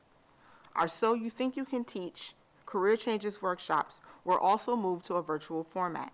In 2021, AACPS hosted 4 So You Think You Can Teach virtual information sessions reaching 64 candidates. 3 additional workshops have been scheduled for this spring. I will now turn the presentation over to Ms. Sue Chittum to share information regarding turnover and teacher retention. Good afternoon. While our recruitment team utilizes numerous strategies to hire the best employees, we must do equally as much to keep them in our district. We are all aware of the challenges that school districts face when it comes to retaining teachers. This challenge is even greater when you consider the smaller numbers of diverse educators within our system and their high demands in all areas. At the end of the 2020-2021 school year, teacher turnover was 9%, which is up by 2 percentage points from the 2019-2020 school year and likely due in part to pandemic-related issues. A recent survey by the National Education Association revealed 55% of educators are considering leaving the profession sooner than they planned, a figure which increases to 62% for Black educators and 59% for Hispanic educators. Stressful working conditions and increased responsibilities during the pandemic were the two most cited reasons for teachers who are considering leaving, according to a survey by the RAND Corporation. A review of data for the 2020-2021 school year shows that AACPS retained nearly 87% of diverse professionally certified educators for a second year. This represents an increase from the previous year when retention was 82%. Factors that affect teacher retention include teachers who were separated by principal non-renewal, teachers who resigned for personal reasons, and teachers who resigned to teach in other districts. We continue to evaluate ways to provide additional supports to teachers who may require further professional development or who may be struggling with issues pertaining to work-life balance. The retention of diverse conditionally certified educators for the 2020-2021 school year was nearly 83%. This number represents an increase in retention from the previous year when retention was 70%. Conditionally certified teachers in many cases will have less classroom experience and may not have benefited from a student teaching experience prior to stepping into a classroom as the full-time teacher. In addition to Right Start advisors who are assigned to all new teachers, AACPS also offered special workshops for conditional teachers, which we believe is helping to increase retention amongst this group. These workshops provided additional assistance to teachers who most likely did not complete a teacher education program and may be stepping into the classroom for the first time. The voluntary session included rotating topics such as classroom management, planning for instruction, and parent communication. This workshop was held virtually in December and attended by 47 teachers. Finally, the Office of Professional Growth and Development offered a virtual class entitled Teaching 101 for Conditionals. The 7-session course was completed by 18 teachers this fall, and there are currently 17 teachers enrolled for the spring semester. AACPS believes it is important to continue conversations on the importance of diversity and inclusion. To better align with school-based efforts, AACPS offers diversity and inclusion workshops for our central and satellite office-based staff. The Workforce Diversity Office continues to partner with the Office of Equity and Accelerated Student Achievement to host quarterly diversity and inclusion activities on dates preceding school-wide professional development conducted by AACPS leads and school-based staff. Last school year, all activities were focused on the theme of mitigating implicit bias and provided employees with tangible strategies that can be used to reduce the effects of bias in the workplace. These activities were hosted in a virtual format, which has led to increased attendance. During the 2020-2021 school year, over 150 employees participated in our 4 virtual diversity and inclusion workshops. 4 virtual workshops have been held during the 2021-2022 school year, and over 100 employees have participated. We are striving to continuously support diverse educators within our county. A virtual networking event was hosted by the Workforce Diversity Office for new teachers who may have felt isolated working from home for most of last school year. This networking event provided our diverse educators with an opportunity to connect with colleagues outside of the classroom and are a great way for our newer teachers to form relationships with other educators from across the county. We also continue to support diverse educators through our LEADS program, which stands for Linking Educators to Ensure Development and Success. The LEADS Professional Development Series was established in 2018 to provide quarterly professional development workshops for diverse educators new to our school system. All LEADS workshops were held virtually during the 2020-21 school year and had an average attendance of 40 educators, which was higher than previous attendance at our in-person events. In addition to the LEADS program, the Division of Human Resources offered virtual mock interviews to candidates applying to the assistant principal pool. Teams of principals and assistant principals volunteered to offer feedback to potential administrator applicants prior to their actual interview. Nearly 40 applicants participated in these mock interviews in fall of 2021, and additional 40 interviews were held this spring. This new initiative received very positive feedback from various stakeholders. A virtual workshop panel was also held last spring for external principal and assistant principal applicants interested in learning more about AACPS and the qualities our district seeks in potential administrators. Over 40 external applicants participated in this workshop. Finally, we are continuing to support our conditionally certified educators. This year, due to their large number, a special virtual boot camp was held for conditional teachers on July 27th, 28th, 29th, and August 16th. This training was designed to provide conditionally certified educators with a practical understanding of the craft of teaching, as well as to review AACPS teacher expectations prior to the beginning of the school year. 75 teachers participated in the boot camp. This fall, 3 new conditional support teacher specialist positions were funded through a Title II grant to support approximately 50 conditionally certified elementary educators. To date, these specialists have coordinated virtual appointments with AACPS certification specialists for 120 conditional teachers to help guide these candidates through the steps they must complete to fulfill teacher certification requirements. As you may be aware, the Blueprint for Maryland's Future requires that each County Board of Education evaluate its hiring practices to determine if those practices are contributing to a lack of racial diversity in Maryland's teaching staff and make changes as appropriate. A final report with our findings must be reported to the Governor, General Assembly, and the Accountability and Implementation Board. Although AACPS has been engaged in numerous activities to aid in the recruitment and retention of a more diverse workforce for many years, this statutory requirement will allow our school system to further evaluate our current processes and determine what more can be done to increase the diversity of our teacher workforce. To support these efforts, surveys were disseminated to both recent hires and current administrators to gain feedback on how we can enhance our current practices.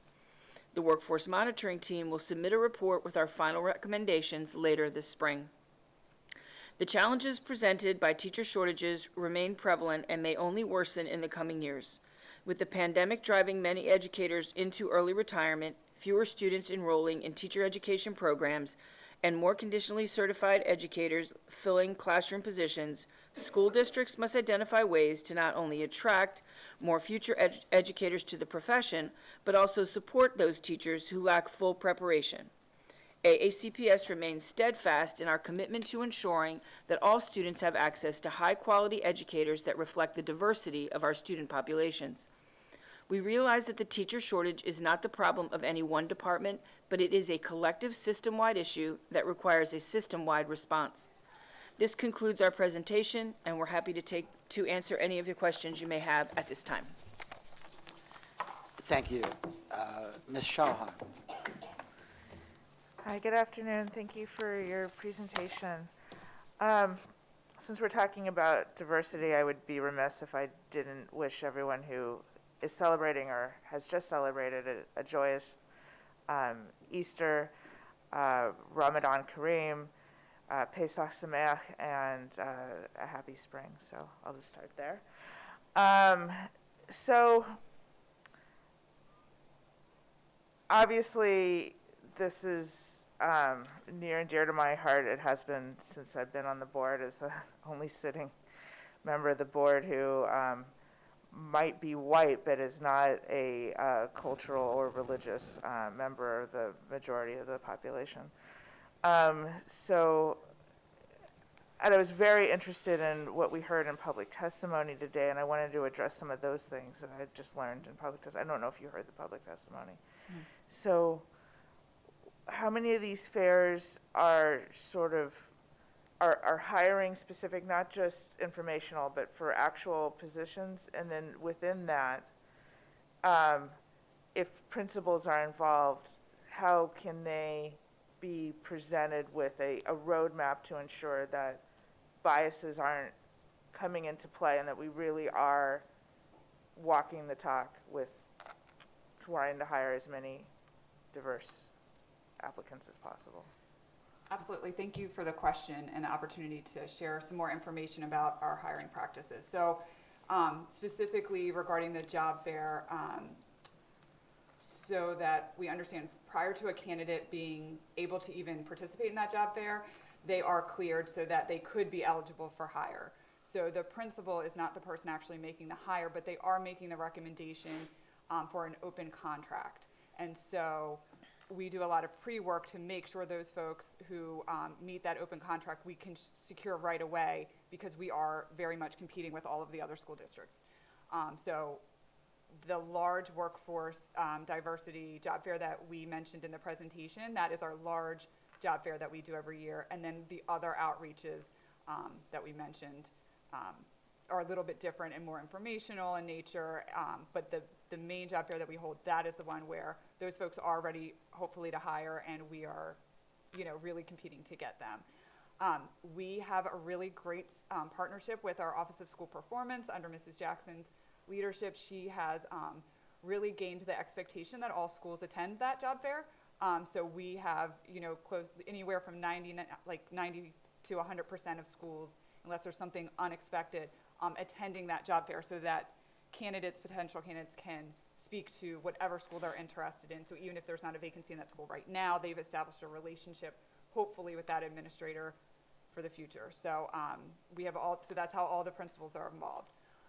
Regarding implicit bias, that is a continued effort with partnerships with both Human Resources, Dr. Gillen's office, Office of School Performance, for professional development. I mean, that is part of our early release equity days, all the things that we need to do to manage to eliminate biases. Additionally, we have looked at, I know in public comment there was a reference to sort of a rubric.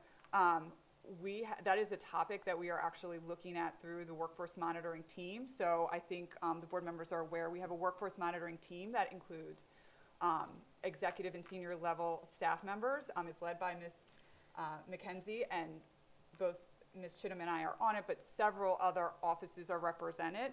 And in that, it's really a collective. That's where we get everyone's input. So it's not just Human Resources, or it's not just Office of School Performance. It's really a collective effort to look at everything that we're doing around diversity hiring. And so one of the things that we've really tried to do in our hiring is take down barriers to hiring rather than create more. So one of the concerns or sort of challenges that we're exploring with the rubric is that we don't want to make it more difficult for teachers to come and work here. And sometimes when we put in more restrictions, such as a rubric, that can unintentionally occur.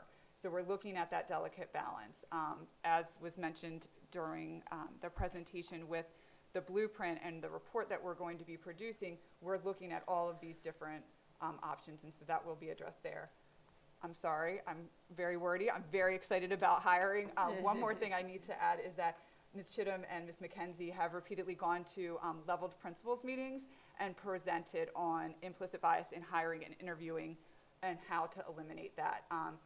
We partnered with Dr. Gillen's office, and we even had sort of a role play of how that can occur, how unintentionally a comment or a question could lead to not receiving the candidate in the way that truly that candidate should be received and given the opportunity. So I think it's a multifaceted sort of approach and several different levels of effort with many offices involved to sort of attempt to get at our implicit bias. I appreciate that. So to the comment that, so if they've been cleared for hire, then there should never be a comment of they're not qualified from anyone, or I didn't find any qualified. If they've already been all cleared to be hired, then that should never occur, correct? So the principal then interviews them at that job fair, and Ms. Chittum and Ms. McKenzie will correct me where I go out of line here. They may say they're not qualified for it. So we've cleared them to say they're ready to hire, they have certification, they have what they need for us to get them certification. They've cleared sort of like that first level because there are many steps to becoming a teacher. It's not an easy thing to hire a teacher. And so they've been cleared as far as HR says yes, they're available to work and hire, and we could legally hire them, but then the principal then does have to make a decision on whether they would choose them to hire for AACP. And that's where I think a rubric would be helpful. I'm pushing back a little bit because you know, as someone who probably, well, I'm not sure if I've ever had a Jewish teacher, but you know, it goes back to, you know, it's hard to relate. It's hard to feel like a part of the community if you don't see yourself in your teachers. And so I just ask, you know, it's not my lane, but I just ask that you know, please continue to evaluate the possibility of that. And then also just one more little tiny comment, and then I'll be done. I don't know what people refer to different groups of people in different ways. I think and I saw some inconsistencies in the thing. I just wondered if, you know, I'm just gonna spit it out. I think we should be referring to groups as, you know, white and black, not Caucasian and yeah, I do want to clarify why so every time a identifier such as what you just said was used, it was based on the study, so we didn't want to compromise. So in one part of my part, I talked about Caucasian, and then in our data we say white. Well, when we ask, that's how it's written. Okay. Where the data came Thank from. you for I didn't want to change clarifying someone that. else's data. No, completely understood. I just wanted to, No, thank I you. appreciate the question. So we had the opportunity to sort of explain that, and we did have a conscious discussion about that. And Thank we you. said, you know, we want to make sure that the data is, you Just know. to be sensitive to everyone. Yeah, thank you for very much. Absolutely. Sorry if I was wordy. Cheers. Ms. Crocodile. Thank you, Vice President Silkworth. Thank you so much, ladies. And it looks like we have come quite a distance since when I sat down with you guys in, was it December 2018, January maybe, when we were doing our orientation.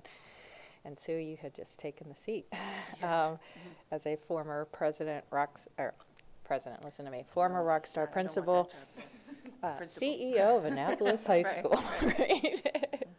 Chief bottle washer, and the whole works. I did have just a couple quick questions. And I know this may be an awkward statement, so Dr. Arlotto, please give him permission, but I'm just wondering if there's areas, I mean, obviously, budget-wise, we have a very meaty budget this year, but I'm wondering, moving forward, as you guys are formulating in the creativity, and we're in a very competitive environment with our other neighboring districts who are also experiencing, are there any budgetary constraints that you could maybe identify in the coming months for the next year's budget that we could do to enhance? We attend a conference, national conference, and one of the, I've been hearing some great out-of-the-box ideas. Now, when you have a really tiny school district, of just a couple high schools, I think their boards of education get a little more interactive. I heard of ones going, of course, they may be volunteering because of the location, but traveling to Puerto Rico with their human resources director so they can actually meet the president or of the school board or meet the leaders. And so I'm just going to suggest that in the coming months, as this is going to be continuation of a problem, that maybe we could identify some other ways that we can support, and if any of it's in budget or otherwise, I think we would be willing to entertain that. So maybe that wasn't really a question. That was just sort of a, hey, by the way, sort of thing. Because that is, without teachers, we don't have classrooms operating. But speaking of that and meeting the leadership and supporting on retention, I did have an opportunity in, fall of 2019, I believe, to attend the onboarding kickoff, those couple days of kickoff. And I got a lot of positive feedback from the new teachers and from the mentors who were there helping our new teachers. as it relates to, it was great having the leadership team there to greet our new teachers and let them know that we care enough to spend time with them. And I know that then the pandemic came. And so the last couple years, we haven't been able to do that. Now that we're resuming a lot more in person, I was just wondering if there's any plans for how maybe the board can support, whether it's the old way or a new way, you know, video message or something, to make sure that they know there's a connection there. Because that is some of the feedback I hear. Well, we never meet you guys. We never, you know, unless we come here complaining, or similarly, we're not having the engagement. And I think it's beholden to us to spend the time to make that engagement. And what a better way of investing time than meeting our new teachers and making sure that they understand that there's a face, there's a person, and a warm smile greeting them, hopefully. So with the onboarding, I certainly defer to Dr. McMahon, Mrs. Jackson, and Dr. Arlato. Human Resources plays a part, but it's a collaborative effort, so I would defer to them on how that proceeds. Because I believe they usually invite board members. You know, I believe everyone's usually invited, but I don't want to speak out of line because that's a little out of my lane. That's true. So when we've had our in-person onboarding and kickoff events, we've always invited the board to participate. Mm-hmm. Yeah, I'm just saying, I guess I'm looking forward to that, and don't forget about us, because I think it's important. And I've stayed connected, actually, with a couple of our newer teachers that I had a chance to meet, and they just sort of check in and say, hey, you were asking me if you needed anything, and, you know, during COVID, once or twice I would hear from them, because they'd been barely, you know, in the seat when we had it hit. So thank you guys once again for what you're doing. I know we've got some major challenges ahead of us, but I also see some great opportunities. I think there's some flexibility in the technology and how we recruit, and now just putting that all together, I see us in the next couple years, as Marilyn says out loud, we consider education a priority. I'm hoping we can seize that opportunity, and I know we've got a good team there to do it. So thank you. Ms. Dent. Hi, good afternoon. I thank each and every one of you all, to include Ms. Jackson, for all the work that you're doing. I have a couple of questions, and they're really focused on not just recruitment, but retainment. So part of hiring means that you need to see someone at the top that looks like you also. Am I on? Because it sounds awkward to me. Okay. So one of the things that I've discovered since I've been here in Anne Arundel County is the demographics, right? And so as you are looking at just the workforce, it is uncommon for me to walk inside of many of the AACPS systems and see people of color, whether it's black, brown, Hispanic, minorities in positions of power. And so that becomes problematic for recruitment as well.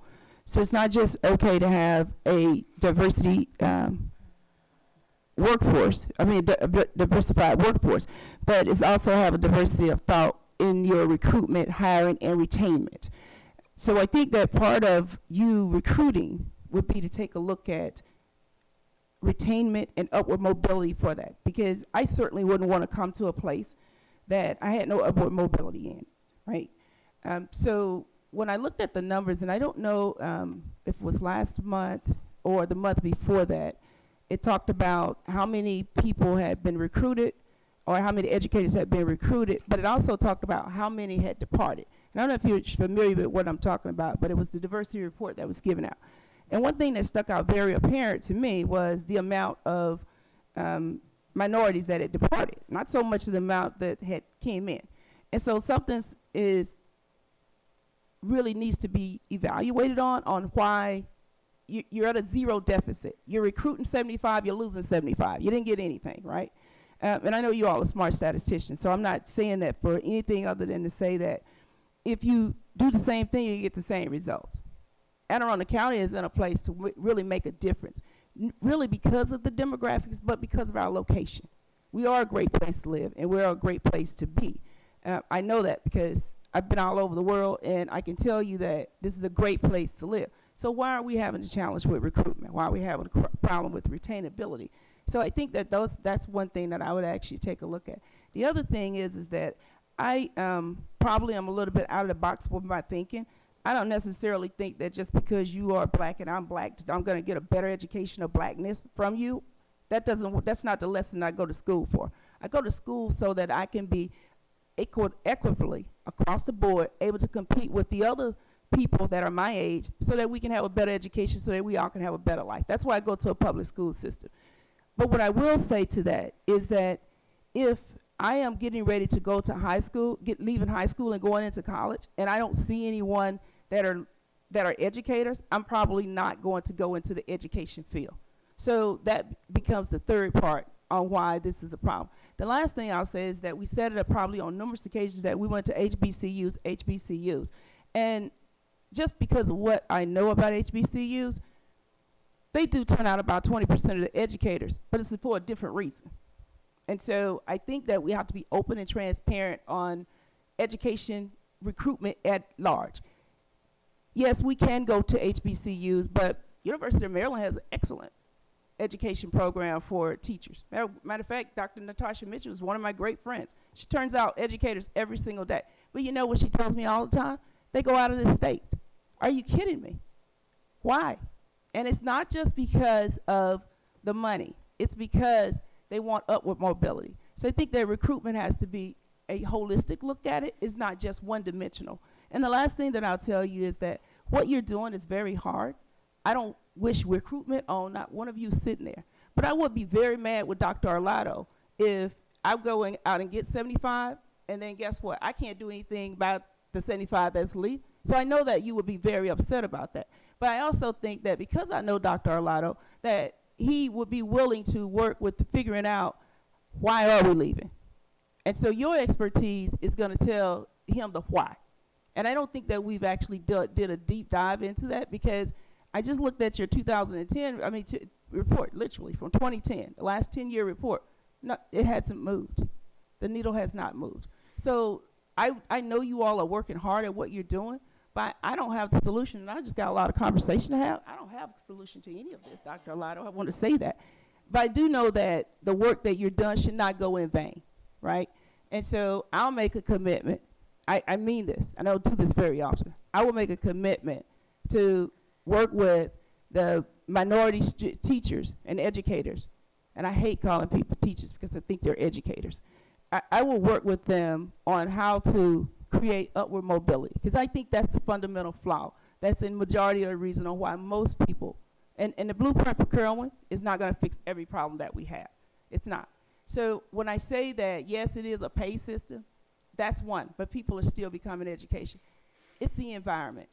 And so when I say I want to work with you, I'm saying work with us to create a holistic environment to where everyone can thrive, not only in your recruitment, but in your retainability and upward mobility. So that's all I have. Thank you.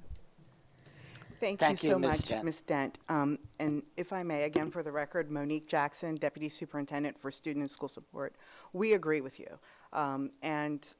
You all get the benefit of some of the data, but you don't get the benefit of the internal conversation. And you don't get the benefit of our student and school support meetings in which we discuss and we problem solve. And I thank you for your commitment, because we too are committed. And I want to focus, and I know time is of the essence, on one of the things that you said, upward mobility. And I'm going to do something that I very rarely do, which is highlight myself. And I intentionally go into schools to meet with educators and to meet with especially students so that they know that there is opportunity in Anne Arundel County Public Schools for upward mobility. You know, I started as a substitute teacher in Anne Arundel County Public Schools, and I moved through the system. I was also a student in Anne Arundel County Public Schools, and I think that's very, very important that we, in addition to our recruitment efforts, our retention can come from the fact that we continue to grow our own. And we, as one of the slides indicated, I speak with our ABSE group all the time, and Dr. McMahon also speaks with other groups as well as ABSE to understand that because she too was a student in Anne Arundel County Public Schools. She's a wildcat, I'm a bulldog, it's okay. And so we want to make sure that everyone understands that you can have two different paths, right? I was a principal and I took that particular path. And if you want to get into curriculum and instruction, you can do that particular path. Or if you want to be the best at your current job, you can also take that particular path, and there is a support for you. And that's the role of not only HR, but this whole system that we create is to support those people. And we're going to continue, you know, if you go back and look at presentations, previous presentations, you will see that we aren't doing the same thing over and over again. We're adding a little bit each year with the resources, the limited resources that we have. And so I thank you for your commitment, and we're going to capitalize on that commitment as well as the commitment of our continued successes in our Division of Human Resources. Thank you. I just want to add one question, one connotation to what you just said. So when I say doing differently, I'm simply saying that, yes, you did. You worked hard. You went from high school to where you are now, associate superintendent. So that's not what I'm saying. Mm-hmm. What I'm saying is if you are, even if you want to be a principal, shouldn't have to leave here to do that. Should be a way to find out how to do that. Even if you do want to leave here, being able to create a path forward for you, everyone in here will tell me that it's there. But that's not true to the responses that I get back, right? And so what I'm saying is just being realistic and transparent about the process. That's what I mean. I trust me, there is a way to get there. And I know that every now and then someone breaks through that process. But diversity is an effort. And so we have to make a real conscious effort to be a little bit more diverse. And sometimes it means doing exactly what, I'm sorry, I don't know your name. Ms. Cutchess. Jessica, right? What Miss Jessica just said is that, yeah, we go out and we find the people, and then the principals say, no, guess what she's got to do? She's got to go find someone else, right? So what I'm saying is that maybe perhaps the principal shouldn't have the opportunity to say no, and it's just a thought. Maybe the principal get Gloria, and he gets to figure out how to make Gloria better than what she is right now today, right? So it's just a thought. So that's why I say when I say think differently. Now, don't go out and do anything I just said. Please put some thought into everything that I'm saying. But that was just a quick example of when I say doing differently, right? Because that's where we're at.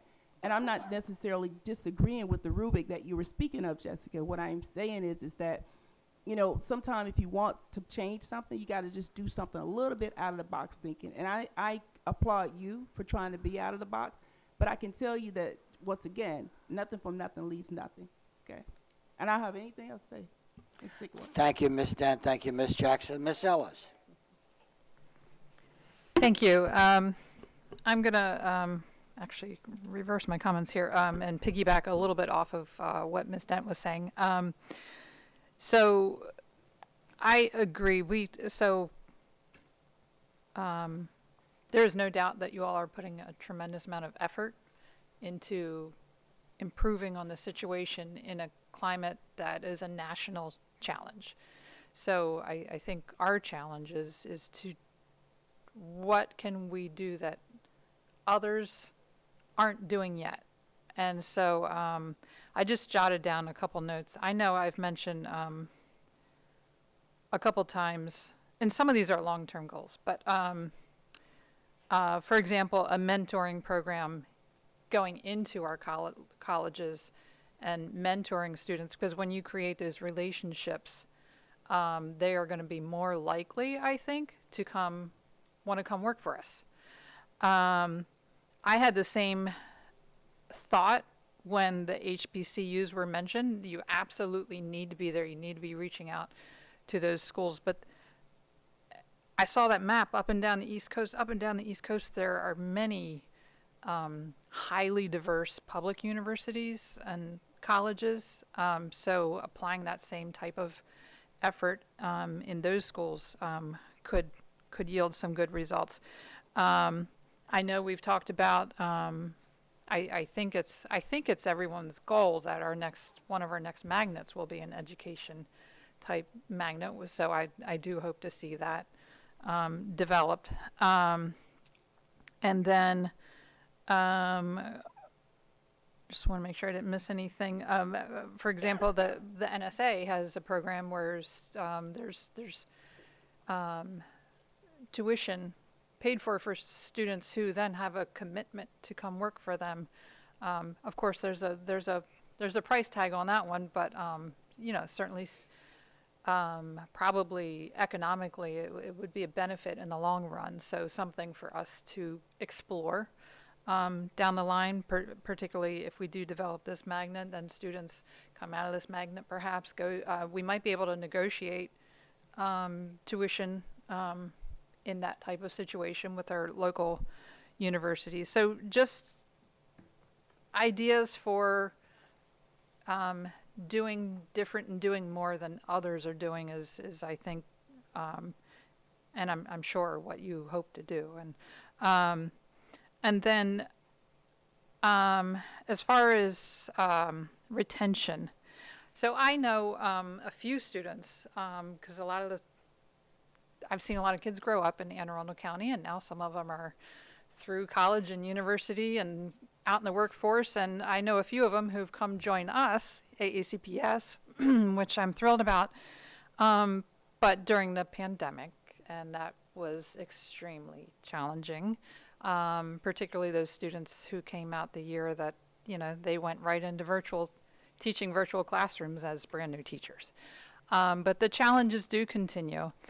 So just a quick question about professional development. First of all, for incoming teachers, I know we have the Right Start program, but what I see is a student goes to college to become a teacher with ideas about what that means, what they're going to be doing.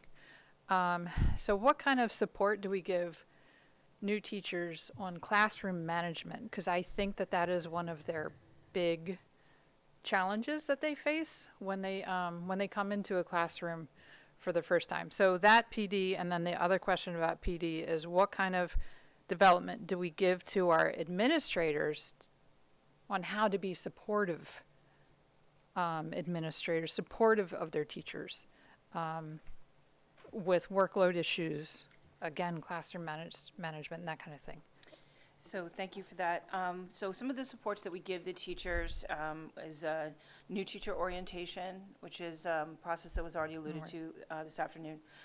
Right Start advisors, as you also alluded to. We also have school-based beginning teacher liaisons, who are faculty members chosen by the principal to work with the new teachers to the building, to assist them with school-based situations, setting up a classroom, you know, the nuts and bolts of the school building, and then to assist with that classroom management piece through continuing meetings with them.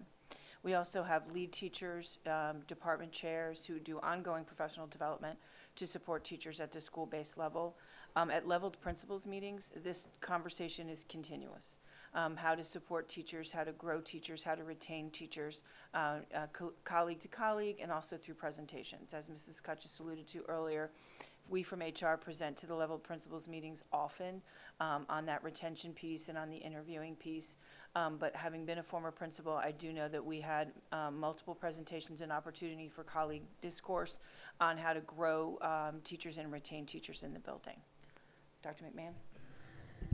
Let me also add, so that we're all speaking the same language. You've heard a couple times the term leveled principal meetings.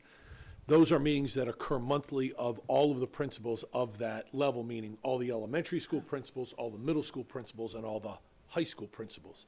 There's also opportunity in the principals with each of their clusters, and their regional assistant superintendent and their director also meet monthly. So those are, again, professional development opportunities for principals. Something that hasn't been discussed yet in this term, and it may be probably what Dr. McMahon is coming to talk about, are our PDS. We have professional development schools. So we have partnerships with a number of universities that may or may not be HBCUs. In fact, I think we have two that are HBCUs that are PDS schools. Right, Morgan and Bowie. Right, and also counseling for Howard, Yes. with the counseling department at Howard University. But we have the University of Maryland College Park and Towson University and McDaniel and others that are professional development schools where they're sending their students who need their student teaching hours to our schools, and they're teaching in our buildings. So we have a chance to work with them professionally. We have a great opportunity, if they're doing a really good job, to be first in line to offer them a job at the end of their student teaching before they've actually graduated and get them on board. So PDS has been another really good way that we can sort of get to see them teach. We can shape the way they teach, and then we have this great opportunity to hire them before they've even graduated. Right. And it is exciting, as Dr. Arlotto said, to watch them grow over the time they're with us. The other piece I wanted to add is, as Ms. Chittum said, whether you come in as a conditional teacher or a certified teacher, you're going to be assigned a Right Start advisor. And that Right Start advisor isn't with you just the first year, they're with you for 3 years. 3 years by COMAR regulation. So that's wonderful. It is challenging to be a new teacher. And if you get off to a rocky start, it is more challenging. So we've even discussed the notion of, with Kerwin coming and the blueprint really coming, it could easily be that a new teacher teaches a little bit less than a full schedule. So we're looking forward, as well as what's happening right now, to figure out how do you launch a new teacher in this day and age when things are different than they were 10 years ago. How do you launch them well? And professional growth and development under Dr. Olivia Oliver, they're doing a really wonderful job to not only give professional development to the new teachers, but to constantly offer opportunities for those that are willing to put up their hands saying, I need more, I need more. And then that runs right into, as they move and they want to become a lead teacher, a distinguished teacher, they can move in that up in that lane, or they can move into the administrative track. And professional growth and development, along with the Office of School Performance, offers opportunities for that growth. Thank you. And that's good information. It's good clarification. I guess the classroom management piece that I was wondering about is not just, my thought wasn't just about helping and supporting incoming teachers, but I don't know what kind of classes go on in getting a teacher certification that deal with that, but it's in other words, I'm talking about training, not just supporting them if they're having issues. Does that make sense? So we have 11, as Dr. Arlotto said, we have 11 institutions of higher ed in Maryland that we partner with, and they come quarterly to meet with us, and we have wonderful relationships with them to talk about just that. And in fact, over the last few years, we were leaders with them in moving them to doing more social emotional learning professional development with their teachers to be, their interns. The challenge is, and Ms. Chittum, who has been a seated principal, will tell you, until you are in that classroom, when you are the teacher of record, it is challenging to know how you will deal with 30 students of your own in that classroom and how you will engage them in a proactive, positive manner so that things go well. So we set them up as best we can when they're interns to have time, independent time, as well as mentored time, and then we continue that once they get to us. What is challenging is not the ones who fly and stumble a little bit, because everybody does that, but the ones who stumble a lot. It is absolutely challenging for a new teacher who begins to stumble to pick them up while school is going on. So what we've begun in our resident teacher certification program is to allow them to teach in summer school. And that has been successful because the class sizes are a little smaller and the ability to have a shorter period of time. You don't teach for 18 weeks in summer school, you teach for 6 weeks, right? So it's a great question you're asking, and it's an age-old challenge of educators. We do everything from, we even have a relationship with the University of Virginia called Immersion, where you actually get to be a teacher in a classroom where the kids are avatars. And you learn how to teach, and there are real people behind the students. And so they're giving the teacher of record the challenge that is real. And now our new teachers are telling us that's a wonderful opportunity because you can make mistakes and it's no risk because they're not real students, yet it's real. And if you're on the other end of that, you are sweating just like you would be in the classroom. So it's wonderful, and we do that with our new administrators as well, and our veteran administrators. Thank you, Dr. McMahon and Ms. Ellis. Ms. Frank, did I see your light on? I'll try to be brief. I know we're trying to get going. I do appreciate this conversation, and Ms. Dent and Ms. Ellis, your comments in particular, I was very engaged in, and I appreciate you for bringing some of these points of view. I think this is really valuable. And Ms. Kuchas, I am so appreciative that you guys not only had a 10% increase over last year in an incredibly difficult hiring time frame, but I was really impressed when you integrated our public comment and some of the concerns that were brought up, and it really demonstrated how you guys are just sort of constantly thinking and rethinking about how to do this. And we had some really great public comment today, so I want to thank them as well for some of the ideas that have been coming around today, and that we've sort of been dissecting I think this is a really productive conversation. I just have a really brief question. When we looked at the March 6th slide for the 3 groups that you were focused on, it was the underrepresented racial and ethnic groups, the male educators, and all educators in hard-to-fill areas. I'm assuming that's special education and anything else? Like, what would be the other areas that are harder to fill? Currently, that's most areas, so. Touche. Yes, it has evolved. I would say when we started this event several years ago, you would write it would most likely be special education, math, science, worlds and classical languages. Because of the current situation we are in, we will find that English, social studies, some of the more areas, even elementary and early childhood at this point. So, pretty much it's a lot more open. There was one thing I wanted to just share, going back to Ms. Shelley, when you talked about the job fair and saying the type of event it is. Human Resources reviews all the applicants that apply to the job fair and decide, is this person eligible for a teaching position? If their application is fully complete and ready to be hired, it's up to the candidate. What we don't do is we don't say, well, your application is not fully complete, we can't hire you tomorrow, so you can't come. Because what we don't want to do is limit the number of people that are able to come and at least get in front of schools. You'll find a lot of applicants, especially when they're early in their search. Our job fair is in March. We do that purposefully because we know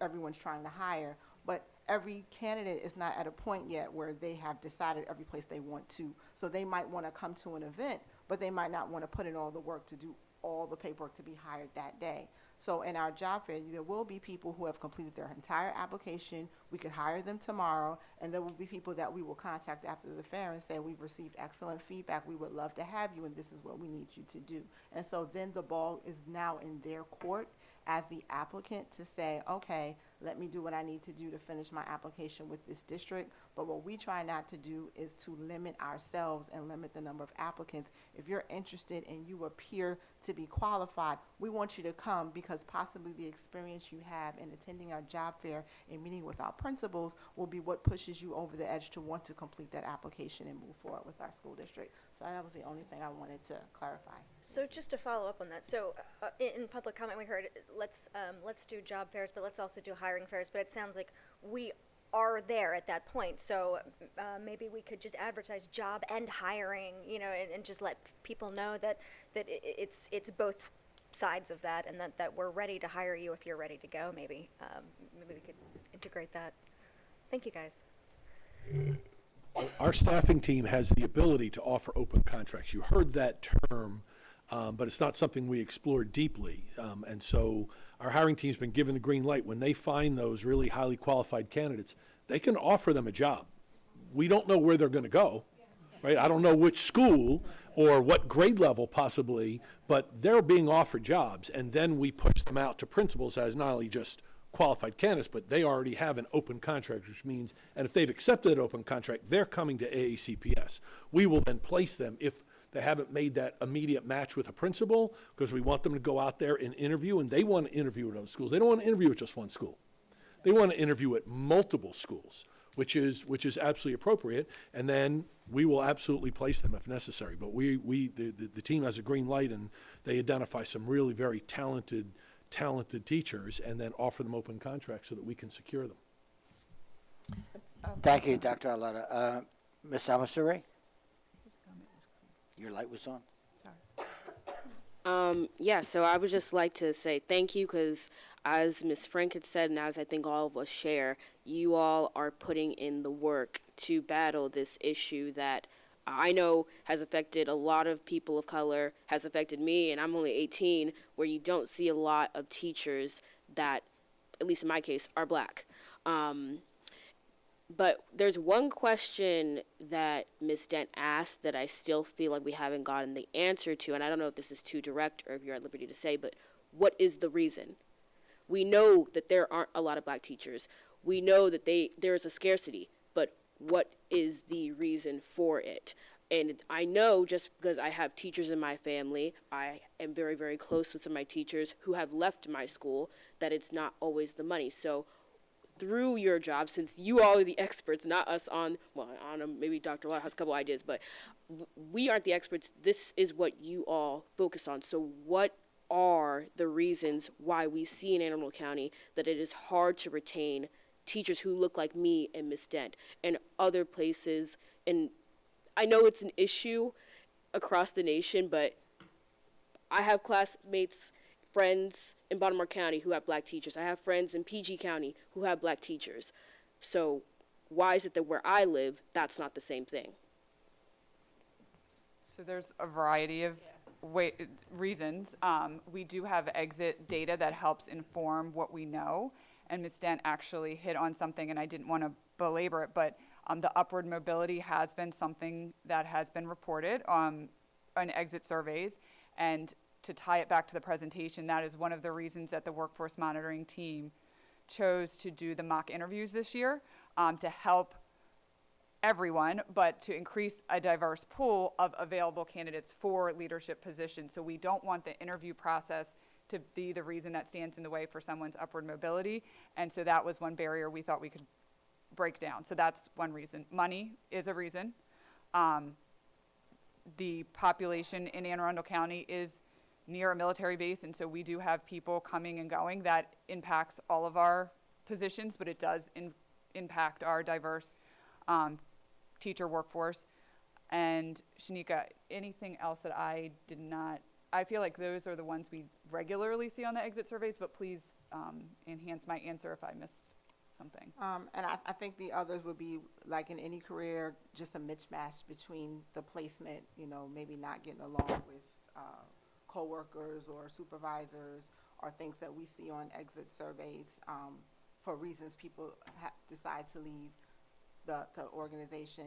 And specifically, in addition to what Ms. Kutch just talked about with the mock interviews, that's one of the reasons why with the LEADS program, which is kind of the retention program I oversee for non-tenure teachers, one of the things we start talking to teachers about early is paths to growth within the county. So we don't want to start, we don't want you to start thinking about that when, you want to get that job and then you don't get it and you're frustrated and you leave. We want to start talking to you in your first few years about, what are some other opportunities in teacher leadership or other forms of leadership. We want you to talk to people who look like you, who have those roles, and start getting some strategies under your belt for what are the things I need to do if this is the path that I want to take. So we are trying to look at different ways to show teachers earlier in their careers, if you don't want to be in the classroom forever, you don't have to be. And here are some people who are successful, who are willing to work with you. And here are some of the different opportunities. You'd be surprised that teachers don't necessarily know how many leadership opportunities there are. They only see kind of like, I'm either a teacher or I'm an administrator. But there's really a lot of other leadership roles that can even help you if you want to eventually become an administrator. So what we're trying to do through some of our programs is to expose teachers to more of those opportunities for growth that they have, so that they can start kind of plotting their course early and, having some people they can speak to who have their roles that look like them, getting a better understanding of what they need to do, not just in the classroom, but what classes they need to take, what kind of certifications or other requirements are needed. We work very close with professional growth and development to say, if you're interested in this role, here's the programs. Like if you want to become a reading specialist, there's a certain certification that's required for this. So we are trying to start that conversation early, not just in, from teacher to administrator, but all the other leadership roles, because a lot of people who end up in administrators, they've held some other kind of teacher leadership before they made that jump into administration. And so we're trying to show teachers, here is the gamut of things that you can do within that teacher leadership role that will help you if eventually you want to move on. And we're by no means where we want to be, but these are some of the steps we're taking to trying to show people some of the other opportunities that they have within the county. Thank you. Thank you so much, Ms. Kutchis, Ms. Chittum, Ms. McKenzie. Awesome presentation, and I think it's been extremely beneficial. And Dr. Arlotto, I would like to give you the last word. So thank you, Mr. Silkworth, members of the board. This is, I'm really appreciative of the conversation. I think this is a deeper, more engaged conversation than we've had as a board at this table in some time, and so I appreciate that. This is important work. This is important work that we talk about, and we never talk about recruitment without also talking about retention. Like just from a really very simple example or very simple vantage point, it's not a good business model to put a lot of money and effort forward to recruit really good people and then let them fall by the wayside, let them leave you, right? And there's any variety of reasons why people leave. And we have a turnover, and it had averaged for many years about 10%. We dropped back down to 8% or so, and I went down to 7%. And that's very typical across the country at a 10% turnover for a large school system. But it just makes sense that if you're going to spend that time, money, and energy, that you then also talk about the retention. And an acronym that was used that you may not be familiar with was ABSE, and that's the Alliance for Black School Educators. And that's a group of folks here. It's a national group, but certainly a local chapter here that's working with professional growth and development, the Office of School Performance, and HR to do more work around retention. And so we have to be thinking about those things to Mrs. Dent's point earlier about that it's not just about recruitment, but it is about retention, because that makes sense on a business model, but it also makes sense because as we can build a more diverse teaching workforce, or workforce overall, more diverse workforce overall, it will be an attraction for others. And to your question, Ms. Amasomri, your question was, well, why? Well, in my conversations with folks, sometimes the why is, well, I don't want to be the only teacher of color or person of color in that school building. I'd like to have colleagues that look like me and that can help me give some groundwork as I move into this profession and into this area. I can't sit and talk with a teacher candidate to say, this is what it's like to be black and live in Anne Arundel County and teach in Anne Arundel County. I can't give that perspective. And so as if I've talked with folks around the county, and I make a point to do that in our workforce, to have those conversations, and I think it's a great question to ask, why? And that's one of the reasons. And so as we can attract more, retain more, we can hopefully be more successful in gaining more folks that will be attracted to coming to work for Anne Arundel County Public Schools. Because this is, as you well know, you are cheerleaders for this school system. This is an amazing school system. We just have incredible teachers, fantastic students, and committed families, and we need to continue to build on that. And this is not easy work. This is ongoing work, and this is not work that you check a box. To quote an email that I read recently, it's not about just checking a box. It's about committing to it, and we are committed to it. And so I thank you for the opportunity. I thank you for this team that continues to work and under the leadership of Mrs. Jackson continues to focus on the needs of the school system and our staff. So thank you.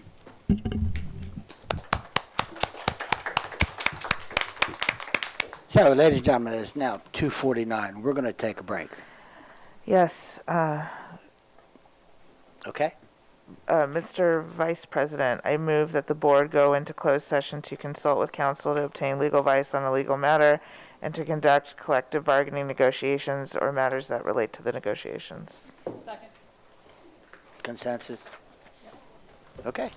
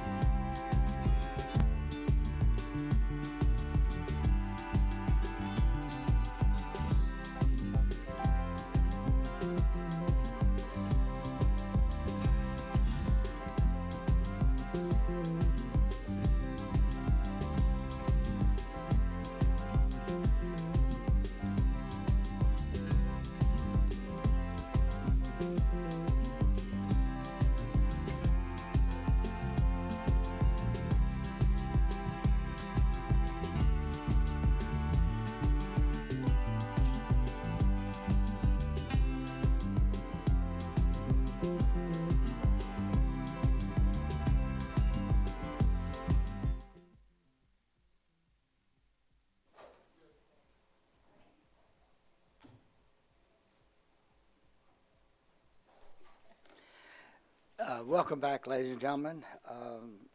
We're now going to be moving to item 5.01, the President's Report. Well, Dr. Tobin regrets, and she's asked me to make sure to tell you she regrets that she was not able to be here today. She's out of town on business. However, she's ecstatic about what I'm able to report. So on Monday night, I had the privilege with Dr. Alada, Mr. Mosier, to be invited to the County Council meeting by Miss Allison Pickard. And we were happy and we were honored to accept a citation as well as a resolution for our students. So I'm going to read it to you, and then I will show it to you. It's from the County Council of Anne Arundel County, citation presented to Anne Arundel County Public Schools in recognition of Anne Arundel County Public Schools for its extraordinarily high graduation rate and its steadfast commitment to excellence in education. The Anne Arundel County Council commends the teachers, staff, students, and families of Anne Arundel County Public Schools for this achievement and wishes you continued success. Well, ladies and gentlemen, here's the citation, and Dr. Alada and I accepted it on behalf of our great students. What makes this all the more amazing is that this has been accomplished in spite of all of the challenges that we have been presented with over the past couple of years.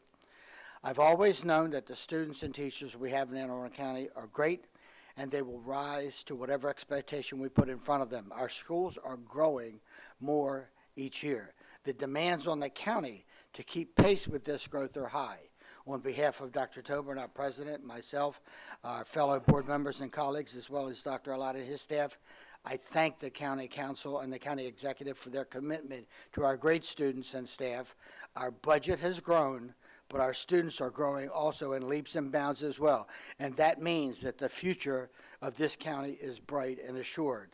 Our investment in these students has paid off and will continue to pay off. So, ladies and gentlemen, we have accepted this citation and the resolution which followed on behalf of the great students and teachers and staff who made this possible. Congratulations, students, teachers, and staff, for a job well done. Thank you.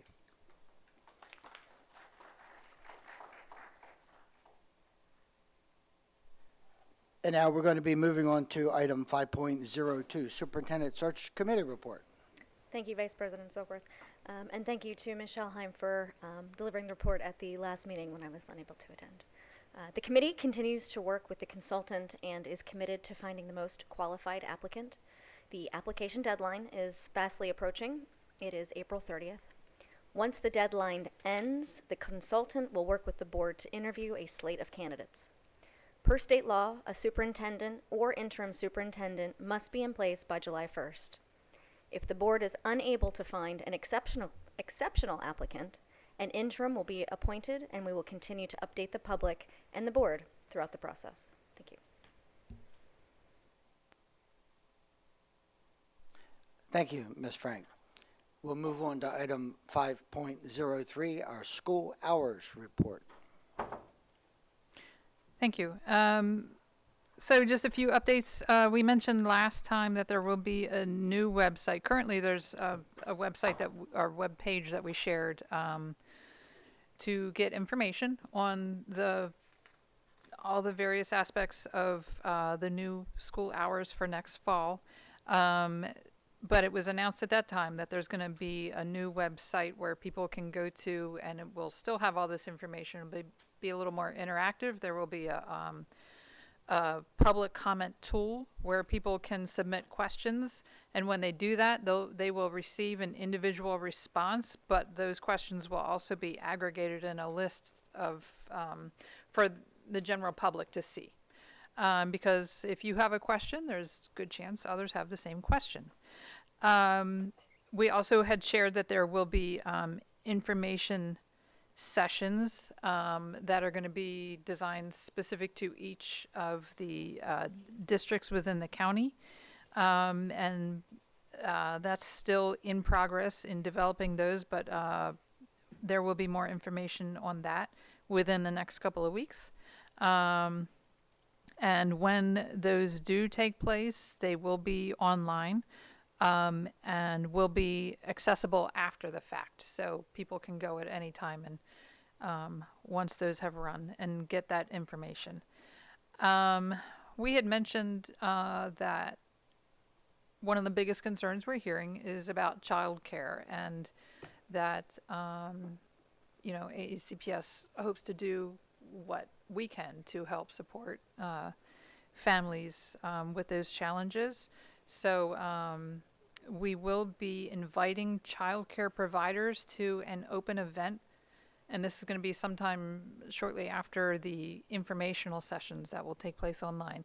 There will be an event where we invite childcare providers, and families can come and speak directly with the providers, and hopefully we can facilitate those connections to help families work through those challenges. Let's see, anything else? That's about it for now, and I'm certain have another update next time around. Thanks. Thank you, Ms. Ellis. Our next item, 5.04, our budget committee report. Ms. Yes, thank you. The budget committee met yesterday at noon. We talked about an item we had heard about a few weeks prior to that, being that the full reimbursement of meals for children is for any child is ending at in June. We talked about summer meal sites and meal service. One way that we could help lobby and advocate for our kids so that so that we can continue on the path that we've been on, which is, free meals for everyone, is to call your federal representatives in both chambers and ask them to support the Kids Not Red Tape Act. And if they're already signed on to that legislation, thanking them for doing so, because that would be a way that this problem could be alleviated, knowing that we're still all in recovery. Lastly, we discussed the upcoming remainder of the budget cycle calendar. So, as you all know, it's in the county executive's hands.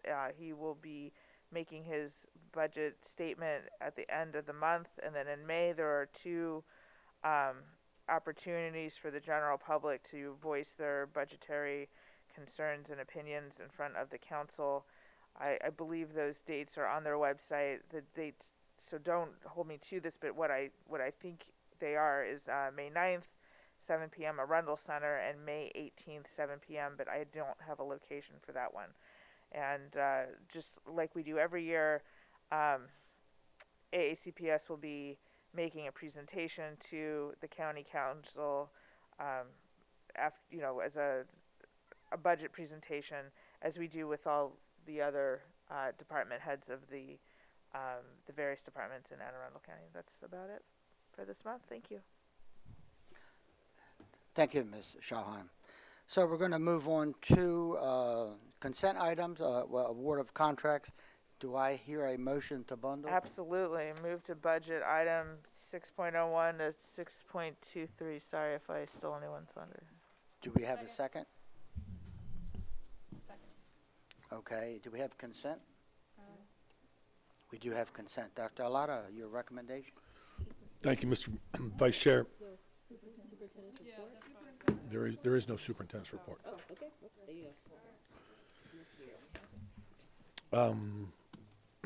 Thank you, Ms. Sookworth. I recommend that the Board of Education authorize the award of contracts as listed on today's agenda, 6.01 through 6.23.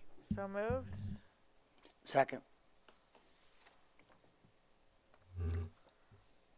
Any comments? No comments? Okay. Ms. Howe, would you please call the roll? Ms. Corkadell? Aye. Ms. Schalheim? Aye. Ms. Dent? Aye. Ms. Omasori? Aye. Ms. Frank? Aye. Miss Ellis? Aye. Mr. Silkworth? Aye. Motion passes 7-0. Thank you. Okay, so we're going to move over to some action items.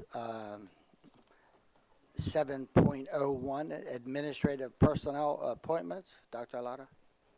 There are none for today's meeting. Okay, we have none.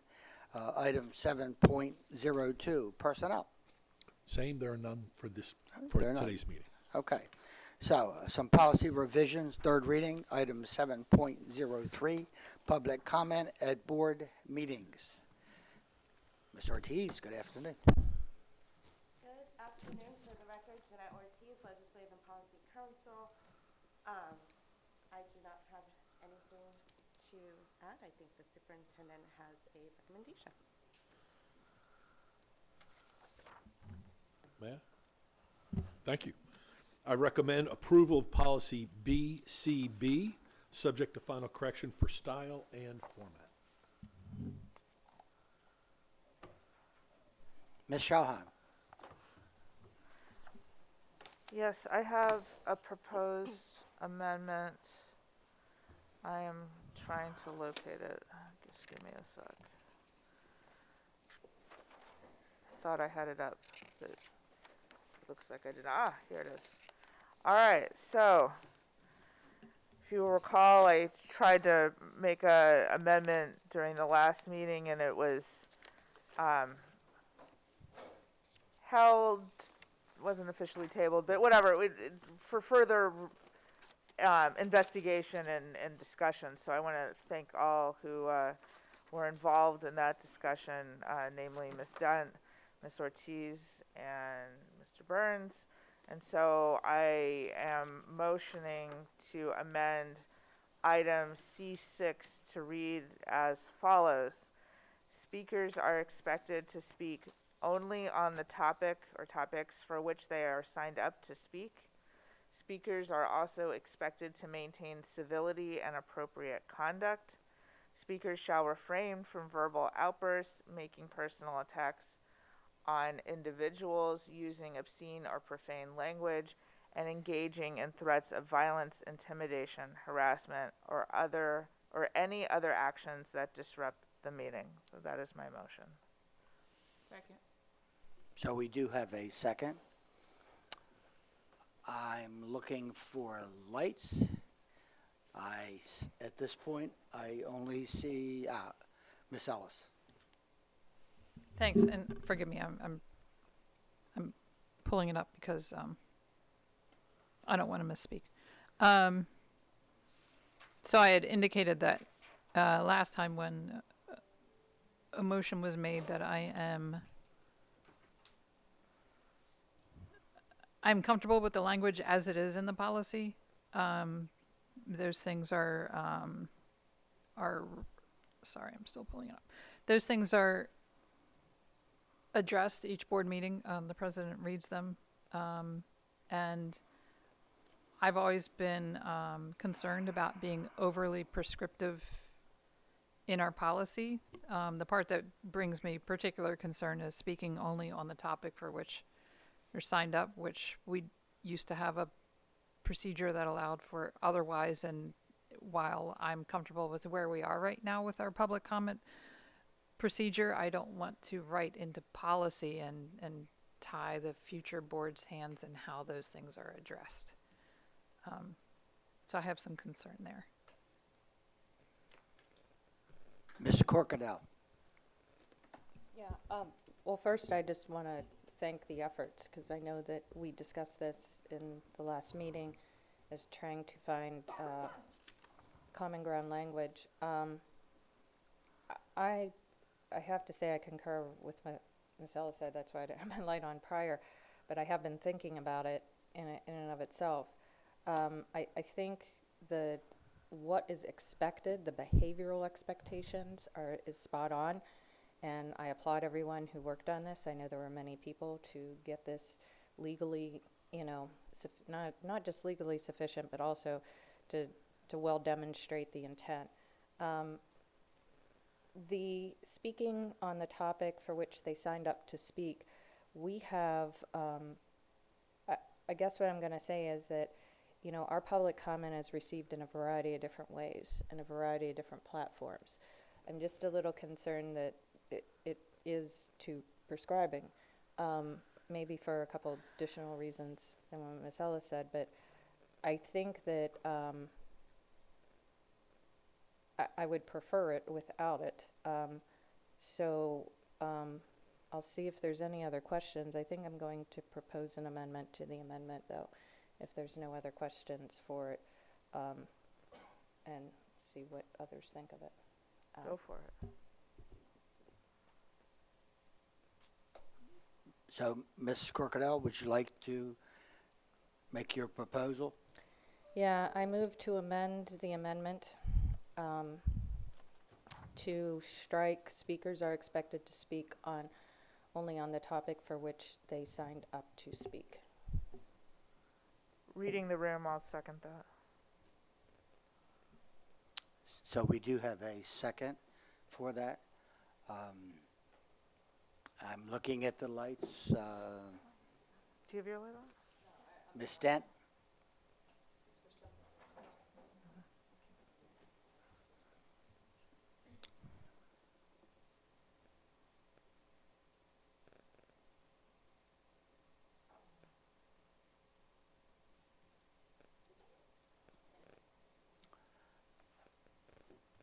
Seeing no more lights except for Ms. Schalheim. Ms. Schalheim? Yeah, I'll see if this passes and then I get the last word. Yeah, because it's my motion. So let's just clear the amendment and then I'll talk. Okay, so we're going to be voting on the motion to amend. Right. Ms. Howe? So the new language would be, speakers are also expected to maintain civility and appropriate conduct. Speakers shall refrain from verbal outbursts, making personal attacks on individuals, using obscene or profane language, and engaging in threats of violence, intimidation, harassment, or any other actions that disrupt the meeting. Ms. Corkadell? Point of clarification. Yeah, Sorry. I was gonna. I think there's a technical edit that the Also? also should be. Yeah, in. I was Okay. gonna say, can we Thank you. tech edit out the also? When I made my amendment, I was not aware of the word also. So it would just say speakers are expected, Yeah. not also expected. just Correct. expected. Cheers. Thank you. Ms. Corkadell? Aye. Ms. Schalheim? Aye. Ms. Dent? Aye. Ms. Omasore? Aye. Ms. Frank? Aye. Ms. Ellis? Aye. And Mr. Silkworth? Aye. Motion passes 7-0. All right. So that brings us back to the original motion. And again, I see no lights except for Ms. Schalheim. Yeah. So this is just common sense, y'all. I mean, I would have preferred it the way it was, but I'm glad that we were able to quickly move through that and then take it back to the initial stuff, which is we should never, if we wouldn't tolerate any of this in our classrooms, we should definitely not tolerate it in a televised meeting. I can't tell you how many times I've felt threatened or attacked by speakers who have come to speak before us or that have tried to verbally attack or accuse my colleagues of this, that, or the other. And so I just want civility. This is a public business meeting, but it is not a public meeting, if that makes sense. We invite the public to come here. We encourage collaboration with our various stakeholders. We encourage public testimony in all of its forms, but we have to all be the adults in the room, and that's why I'm glad we're matching this up to what we read every time. If we don't want to read it every time, if we read it every time, why shouldn't it be in our policy is what I'm saying. So anyway, I hope that this passes unanimously, and that's all I have to say. Thank you. Thank you, Ms. Schalheim. Ms. Howe, would you please call the roll? So this would be a motion to approve the language of the amended Yes. language. Yes.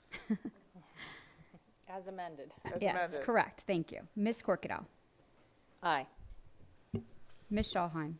Aye. Ms. Dent? Aye. Ms. Omasore? Aye. Ms. Frank? Aye. Ms. Ellis? Aye. Mr. Silkworth. Aye. Motion passes 7-0. And so now I'd like to, do we have to then move to approve the whole thing as amended, or are we done? I think That's we're it? done. Oh, We're done. we're good? Cool. Yeah. You have to, now approve the amendment, now you have to approve Yeah, the so policy as I'm- amended. I move to approve the Yes. policy.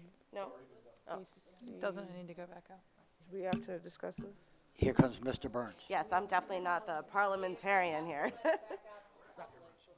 Oh, that's right, back Right, out we to have to pub, got Right, it. so now because of your policy setting policy thank you. BF, you amended it on third reading. Yep.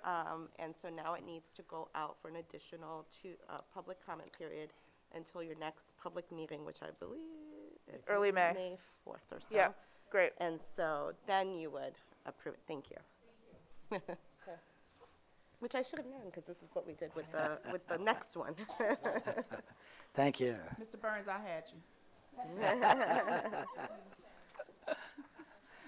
Okay, so we're moving on to item 7.04, board evaluation. Yes, and so this is why I was distracted with everything going on. So as occurred at the last board meeting, policy BI, board evaluation, was amended. All of that is highlighted in yellow for your convenience and the convenience of the public. And so because it was amended substantively on second reading, it was posted on the AACPS website and, pushed out via all of our social media, regular avenues to inform the public for an additional public comment period up to this meeting. We did not receive any additional public comment on the additional revisions to the policy, and so now it's before you on a third reading and I know the superintendent has a recommendation. Thank you.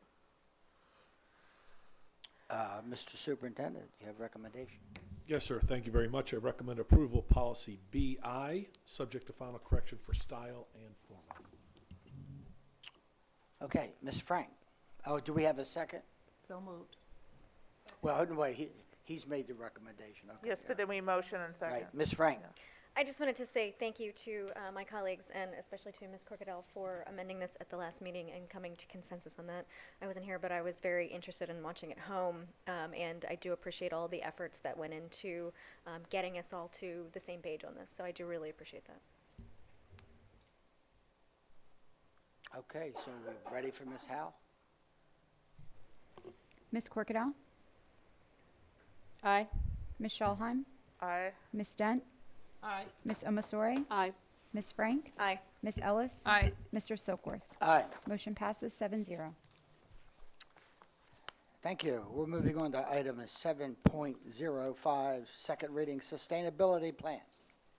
Yes, so before you on second reading is policy EJA, sustainability plan. And just as a reminder, this is before the board as a result of recent changes in state law and new guidelines from the Interagency Commission on School Construction regarding our sustainability plan. And so this policy was on a 30-day public comment period, and we did not receive any public comment. And Mr. Shaknovich is here with me, and we're happy to answer any questions.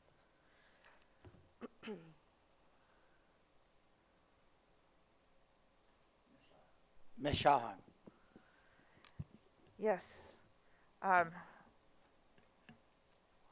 If I didn't express my excitement about this last time, let me do that now, because obviously most people know that I once was an energy consultant doing energy efficiency and renewable energy stuff. I try to live green, and I say the word solar here more than any other of my colleagues combined, probably. So I'm excited about this. I have a question about the sustainability plan. So the regulatory language that implements this policy, would it ever be appropriate? So you watch commercials, you read about various companies that have made commitments to do X, Y, or Z by the year 20, whatever it is. Either it be you know, totally carbon neutral or be 100% solar or do any number of things. Is that, are those sorts of statements going to be made anywhere in our sustainability plan? Is there a move towards that in any way? So for the record, Alex Shackno, Chief Operating Officer for the school district. So let me begin by actually hearkening back to a comment I made when this came before this body for the first reading. So there is essentially for lack of a better word, an organized plan at the state level to march us through the process of landing where you're alluding to. So the state essentially passed a law and then had a work group to create their regulatory framework for the adoption of a sustainability plan at all 24 jurisdictions. That's what's before you today. Now, coupled with that, the next leg is you may be aware that in the final days of the General Assembly, they passed a fairly robust energy conservation and sustainability law. That then will create the same exact play out going forward. So this part of that is they will establish a work group that's going to have representatives from the IEC, from the Department of General Services, from the Department of Environment, and the Maryland Energy Administration that will create those sort of aspirational goals or the framework for that. That then will trigger us needing to come back and revisit this to bring it into conformance. So in essence, Ms. Shawham, we're going to get there, and there's a roadmap for that to occur. We were actually one of the 5 jurisdictions that were invited to participate with the state when they were developing this first phase of that. I can't assure you that we'll be for the second time around, but maybe we'll be fortunate enough to participate in that as well. So we do anticipate being before this body. Just we don't want to get the cart before the horse yet, but that's where we're heading over time. Fantastic. And do you have any inkling specifically what specific items they're looking at in terms of sustainability? Are they looking at, my favorite word, solar? Are they looking at like all geothermal? Although right now we evaluate for this in a new building, but it's not a mandatory thing. Are they looking at, I don't know, gray water use, a percentage, or I don't. What are they? Do we know specifically what they're leaning towards? It's a hefty bill, and Yeah. I've been kind of looking through it and combing through it, and the 90-day report is helpful, but doesn't tell you everything that's in every bill. And so there are statewide, as Mr. Sheknovich mentioned, goals, and then there are specific requirements for school systems. Okay. So obviously green gas, house emissions, the solar throughout the state and building. They were thinking about requiring solar for schools. That language was stricken from the law. However, there is solar language, like general language, and that's one of the things that this work group would be looking at. There is, electric school buses, net zero schools. So there is a lot. So there is, like I said, general statewide provisions, and then there are a portion of the law, which you may already know, but the governor allowed to go into law without his signature because it was sent to him during a certain time period at the end of the session in which he either had to sign it into law, veto it, or let it go into law without his signature. So there are certain provisions that specifically apply to schools, but as Mr. Sheknovich stated, the state is looking at this comprehensively to determine sort of the state's move forward. So it's sweeping legislation. And you gotta, and if I can just build one little piece above that, is that you have to understand that from a statewide perspective, they cannot be overly prescriptive. Right. So for example, if they would hard code in geothermal, Right. no pun intended, but in Allegheny County, when you're in the middle of Graniteville, that's not going to be feasible, right? Yeah, exactly. So there's going to have to be local jurisdictional. So they're going to create targets, but the means and methods are going to be localized. So you're going to have to hit targets. There's going to be permissible lanes to get to those targets, but there's not going to be one and only one way, because that simply will not work when you're trying to juxtapose Western Maryland to kind of waterlogged Anne Arundel County to sandy Eastern Shore. So, again, it's all work to be TBD. I hate to be speculative or premature, but the state was very deliberative and purposeful when they created this framework, and I have every confidence that they will be equally deliberative and purposeful in the next phase of this work. It's just very exciting, and it just reminds me of my former life. Yeah, and with everything being more expensive than it was before, I unfortunately I don't doubt that we're going to get to a point sooner than later where the cost per kWh without solar will make solar way more enticing. But I have no doubt that they'll look at night covers or strip curtains for walk-in coolers and ECM motors and economizers and all the other various things that go well beyond solar, LED lighting and different ballasts, and I can go on and on and on. I will not. But thank you for answering my question. So I'll just look forward to the next step, and we'll keep that language then out of the policy, so we're not, I wasn't going to suggest a motion, but it occurred to me that we could have, but I won't. Anyway, thank you. Okay, seeing no more lights, we can move on to second reading 7.06, pregnant and parenting students. All right, so policy JS, pregnant and parenting students, is also before you on second reading. Again, just as a reminder, this policy was developed as a result of new state law, newish state law, and recent model policy recommendations from the Maryland State Department of Education. The policy was also on a 30-day public comment period, and we did not receive any public comment during that time. And I'm happy to answer any Okay, questions. I am not seeing any lights. And this one, along with EJA, will be on third reading at the next meeting. Okay, thank you, Ms. Ortiz. So we'll be moving on to item 7.07, registered student sex offenders, first reading. Yes, so thank you. Policy JT, registered student sex offenders onto school property, is before you on first reading. This is a new policy that was developed in accordance with a new state law that passed last year and recent MSDE model policy recommendations. The policy addresses the prohibition of students who are registered sex offenders from entering onto the property of any AACPS elementary or secondary school. It addresses how the school system should be communicating with the student and the student's family. Also the educational needs and pathways for such students, and transition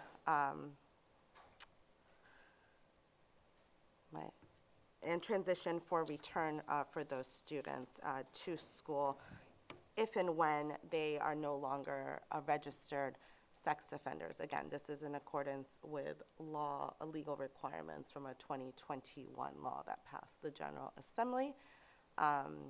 This policy will be posted on the AACPS website for a 30-day public comment period. We will push out this information via our normal social media and communications avenues, and I'm happy to answer any questions.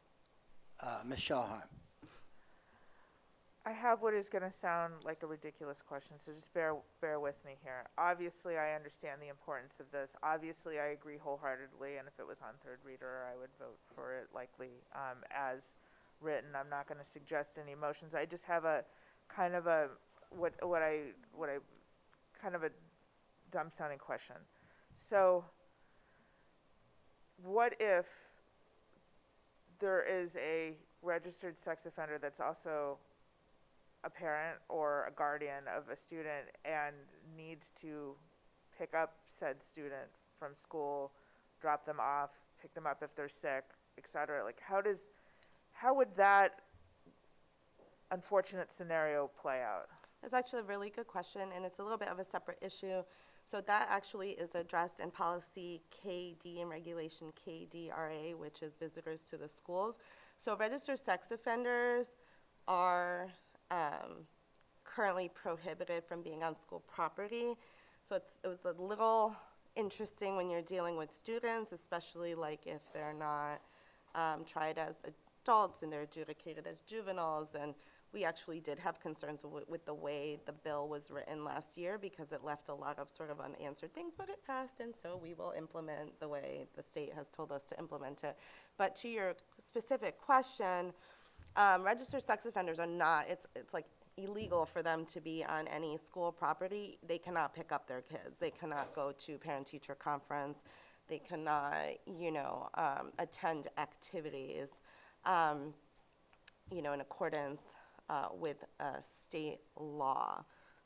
There is provision that allows for an exception. The superintendent can make an exception in rare circumstances. So let's say, you might have a scenario that it was something that happened 20 years ago and it's like the child's graduation, and so those requests would go to the superintendent for a decision. So the law does allow for that, but generally speaking, they are prohibited from being on school property.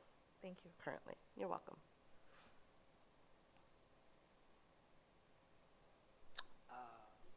Ms. Corkadell.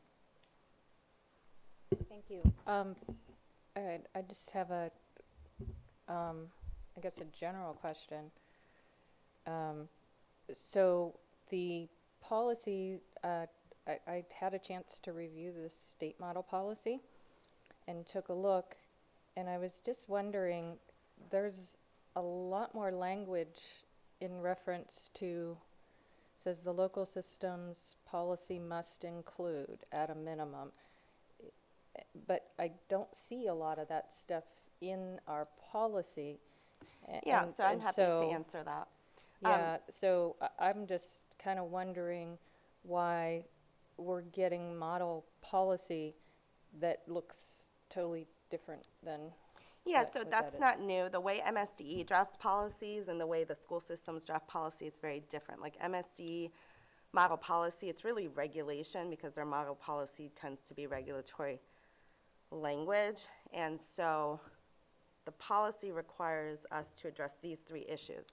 When the regulation is finalized, it will have all of those, because that's implementation language is what you're talking about in the model policy. That will all be in the regulation. So we made sure, staff and I, to go through what needed to be included, and then MSD will say, suggested language or recommended language, et cetera. And so oftentimes we stick to what MSD recommends to be aligned, but the implementation language that they included in their model policy will be in the regulation. So just to make sure I'm clear, so for example, in section B of their model, it says definitions, instructions. The local school systems policy must include at a minimum the following definitions. The local school system may add to the language that is provided below. So we don't include definitions in policy. That's in regulation. And so that, again, just speaks to the way MSD drafts their model policy and how school systems draft their policy and accompanying regulation. So we wouldn't get in trouble, though? No, because the regulation is going to cover all that, as I stated. Yeah, Okay. yeah, absolutely. The Okay. regulation, so what happened is we got this very late from MSD. I don't think I had maybe a 30-day turnaround time. And so the regulatory language is drafted, revised. It will go before the policy committee just as an FYI review, but we needed to get the policy done. And so that happens all the time. We've never had an issue with MSD on any model policy as far as like what the policy is supposed to cover and then what the implementation language. Yeah, usually, and I totally agree. The word must was sticking out different because I usually make a point to read it. I think it's our responsibility, even when policy committee reviews stuff and everything, that we understand what our obligation is and then making sure that we're comfortable because it's our policy. and that's our ownership. Yeah, and yeah, they and so- never had an yeah. issue when, as long as it's Okay. included in the implementation, which is in the regulation, it's never been an issue for us. Yeah, I don't have any questions on its substance. I mean, this is, I think this is a step in the right direction as to ensuring safety, and I see that it also makes sure, just similarly, when we have juveniles that have to be retained in alternate facilities, that we're well educating them and giving that, rehabilitation, restitution opportunities and second chances along the way. But if I have any other questions, I'll advise. But thank you. Thank you, Ms. Crocodile. I see no further lights, so we can move on to some other action items. Item 7.08, 2022-23 Board Meeting Hearing and Workshop Calendar. So it's my understanding that we need to discuss and vote on the adoption of the calendar, meetings, hearings, and workshops. And I see one light, Ms. Shauhan. Yeah, it's on board docs, y'all. So, I'm gonna move that we have our first meeting in December on the, what was it, the 7th? I think it's the 7th, which would comply with the state law on that front, leaving the other meeting in December the same as it is.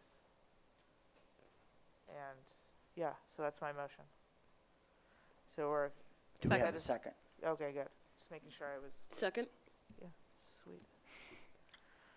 Okay, so I'm looking for the lights. At this point, I see no lights. Just a point of information, does the motion have to include the striking of the Wednesday, November 30th? Do we have to include that in the motion? Or are we okay? I'm just curious. Yeah. Yeah. All right, We're so, yeah, no, it's a good point. So then I move that we not have a meeting on November 30th, and then instead we have a meeting on December 7th. Cool? Sweet. I think that's a tech edit. We don't need to Because, I think that's a tech edit to the existing motion if our presiding officer concurs. Okay. We'll get to that. Okay. Okay, you want to repeat your motion? All for right, everyone? so I move, y'all, come on. It's 4:39. That we not meet on November 30th, that we strike that line off of the page, all right? And that we also strike December 12th, and instead we insert December 7th. I hope And that I'm clear. we do have a second. Oh, God. That's an as-needed workshop. Oh, sorry, all right. It's late. I give up. We're not meeting on November 30th, and we're meeting on December 7th. That'll work. That'll work. All That right, works. as like a motion. And we did have a second. Killer. We already had the second. As I said, I think it's just a tech edit. Yes. We're good. So I'm looking, I do not see any lights. Are there any lights, any discussion? Seeing none, Ms. Howe? Does anyone need me to reread No, the motion? no. Please, no. Ms. Corkadell, Aye. Ms. Schalheim, Aye. Ms. Dent, Aye. Ms. Omasore, Aye. Ms. Frank, Aye. Ms. Ellis, Aye. and Mr. Silkworth. Aye. Motion passes 7-0.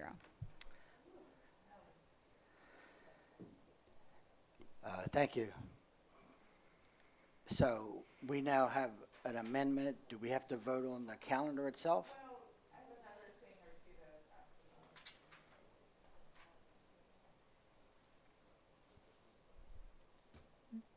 Ask. We do have to vote on the calendar itself. Yeah. Okay, so We're we not have a done. motion? No.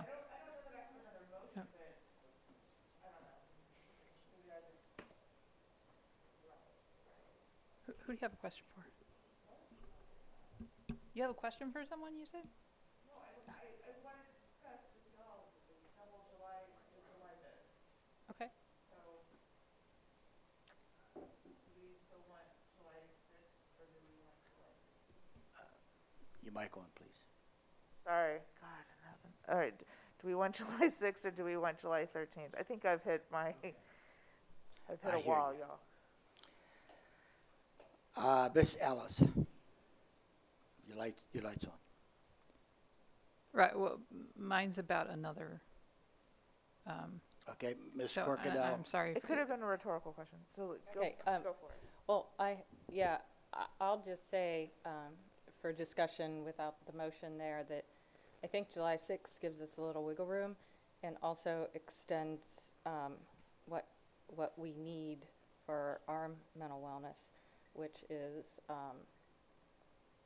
a stretch in between our one meeting in July and one meeting in August.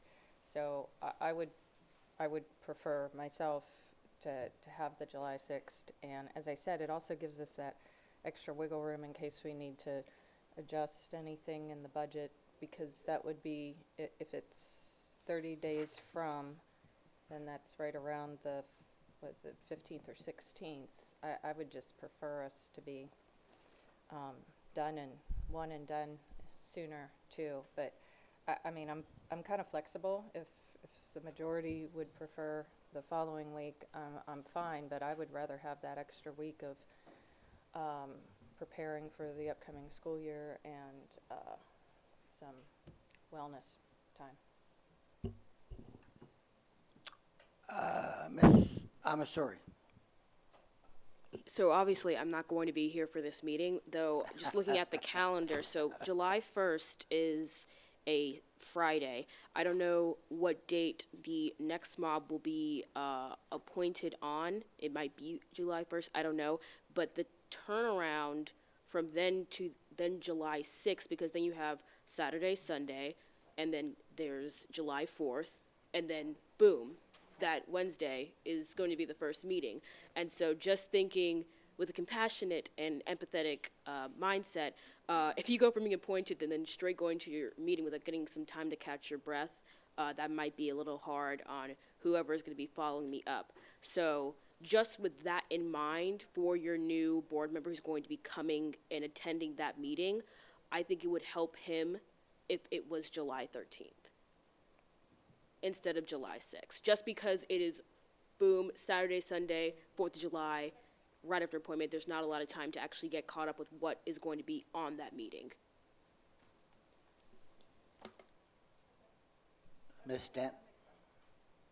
Well, I wonder, no, point of information, as a follow-up, if I just may, before we move on, do you know, Ms. Amasori, what the date of installation, because normally it's a Monday after that first date, and that's a holiday. No, it's July 1. So they will be installed on July 1? So typically, they're sworn in on, well, it really is dependent upon the clerk of the court and his availability. But we try to swear in on the 1st, and if we have to, we can do it the day before, but they don't start their duties until July 1. July 1, as Ms. Omasori pointed out, is a Friday, so that would be their first day in office, and then we would have a Saturday, Sunday, holiday Monday, Tuesday, and then their first meeting would be that Wednesday. That would also be true for the new superintendent or the interim superintendent that will be starting their duties also on the 1st of July. Thank you for deferring a piece of your time, Ms. Amasori, so I could ask that question. Thanks. Ms. Dent.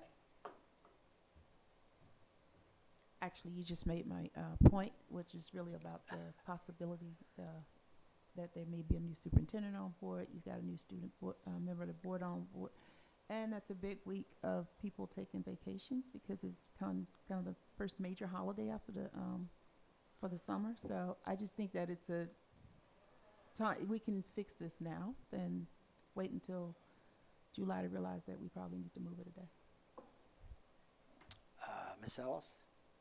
Or different topic? Actually, I do have something after this, but I do concur with, and I have to say, I've always been a big proponent for as long a summer as possible, a longer break as possible, but I've always had concerns about doing this meeting the week of July 4th for staff concerns, and so I'm comfortable with Ms. Shellheim. this. All I wanted to say is glad my question produced some discussion, so I agree that it should also be moved for all the reasons already stated. Do we have a motion? Yeah, I moved that we make our July meeting not on the 6th, but the 13th, and this time I hope I was clearer than the 14 Second. times. And we have a previous second. amendment. So Fantastic. I'm looking at the lights. The only light that just went out was Ms. Shellheim. My light went So out. there's no discussion. Nice. Okay, Ms. Howe? Ms. Corkadell, Aye. Ms. Schalheim, Aye. Ms. Dent, Aye. Ms. Omasore, Aye. Ms. Frank, Aye. Ms. Ellis, Aye. Mr. Silkworth. Aye. Motion passes 7-0. Okay, Ms. Ellis. Okay, so actually this was an interesting amendment because it kind of supports my concern that I'm about to bring up, which was, look, business goes on even in a board member's absence. Everyone has things come up. As far as I can recall, I've never missed a meeting, but I will have a personal conflict with Wednesday, June 21st of next year. And what brings me great concern about that is the board's passing of the fiscal year 24 operating and capital budget. So should this board follow suit with what we just did for next year and have the July meeting the second week in July, I would like to move the June 21st meeting to the following week. I wish it could be the week prior, but the county budget will not have been passed. Sorry, I'm looking at the, I'm pulling up the June calendar. I'm gone for the week. So June of 23, yeah, the county will have passed the budget by the 15th. And so we wouldn't, unless we had a meeting that Friday. This is a personal conflict. I think the budget is very important, and I would hope to accommodate all members to be able to be here. So I'm going to leave it to the will of my colleagues, but I guess I'll propose the amendment that the second June meeting be moved to, we could say the 28th, it could be any day that week, but June 28th, which would give us, we have to pass our budget by the 30th, correct? Yeah, okay. Second. Okay, we have a second. Dr. Alada, is your... Thank you. I just want to share a concern that I would have of moving that date. That would give the budget team, give staff 2 days to adjust all the budget numbers to go into effect for July 1. Okay. So that'd be a concern that I would have for staff, that they'd have ample time to make any changes and have everything ready for July 1st implementation.